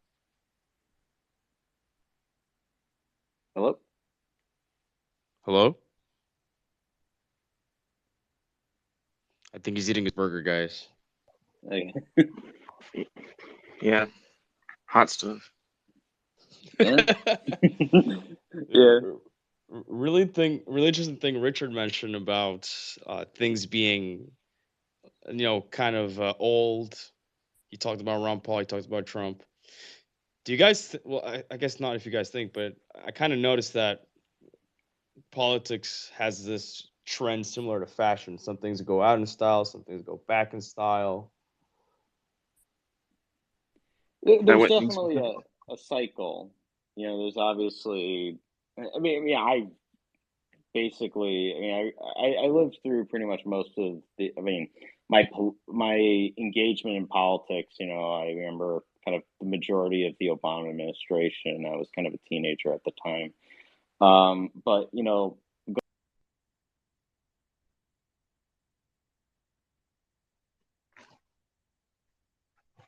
lose another one.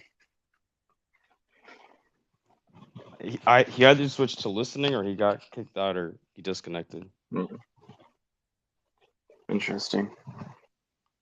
Richard, are you with us? Give us an emoji if you're still with us, or if you can hear us.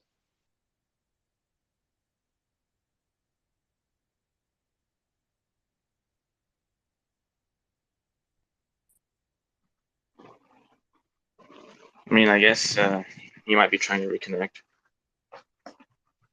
Yeah, it did tell me it has connection issues. Yeah. He's also leaving it up, so I suppose it's still working at some level. But I guess I could bring some stuff up in the meantime. Yeah. Welcome to the Richard Spencer Show, guys. This is Klaus and Brendan Gomez filling for Richard. During school labor, too, out of our goodness of our hearts. But so yeah, Brendan, what do you have to? Yeah. You said you had something to say, something to talk about. Yeah, I guess. What do you think? Do you think the alt-right had an honor culture, or not? And maybe that's why it fell apart. No, definitely not. It does not have an honor culture. Now, I was closely following the alt-right circa late 2015, early 2016, thanks to Sargon, actually. So the Sargon to alt-right pipeline was in a way real, because he and Milo kept talking about this weird, crazy place called Pole on 4chan, and man, these guys are super crazy. Then I checked it out, and that's where that's where the pipeline leads you. But unfortunately, a lot of people that came up on the alt-right were not instructed in that sort of honor culture. And I think we saw that most prominently in Charlottesville.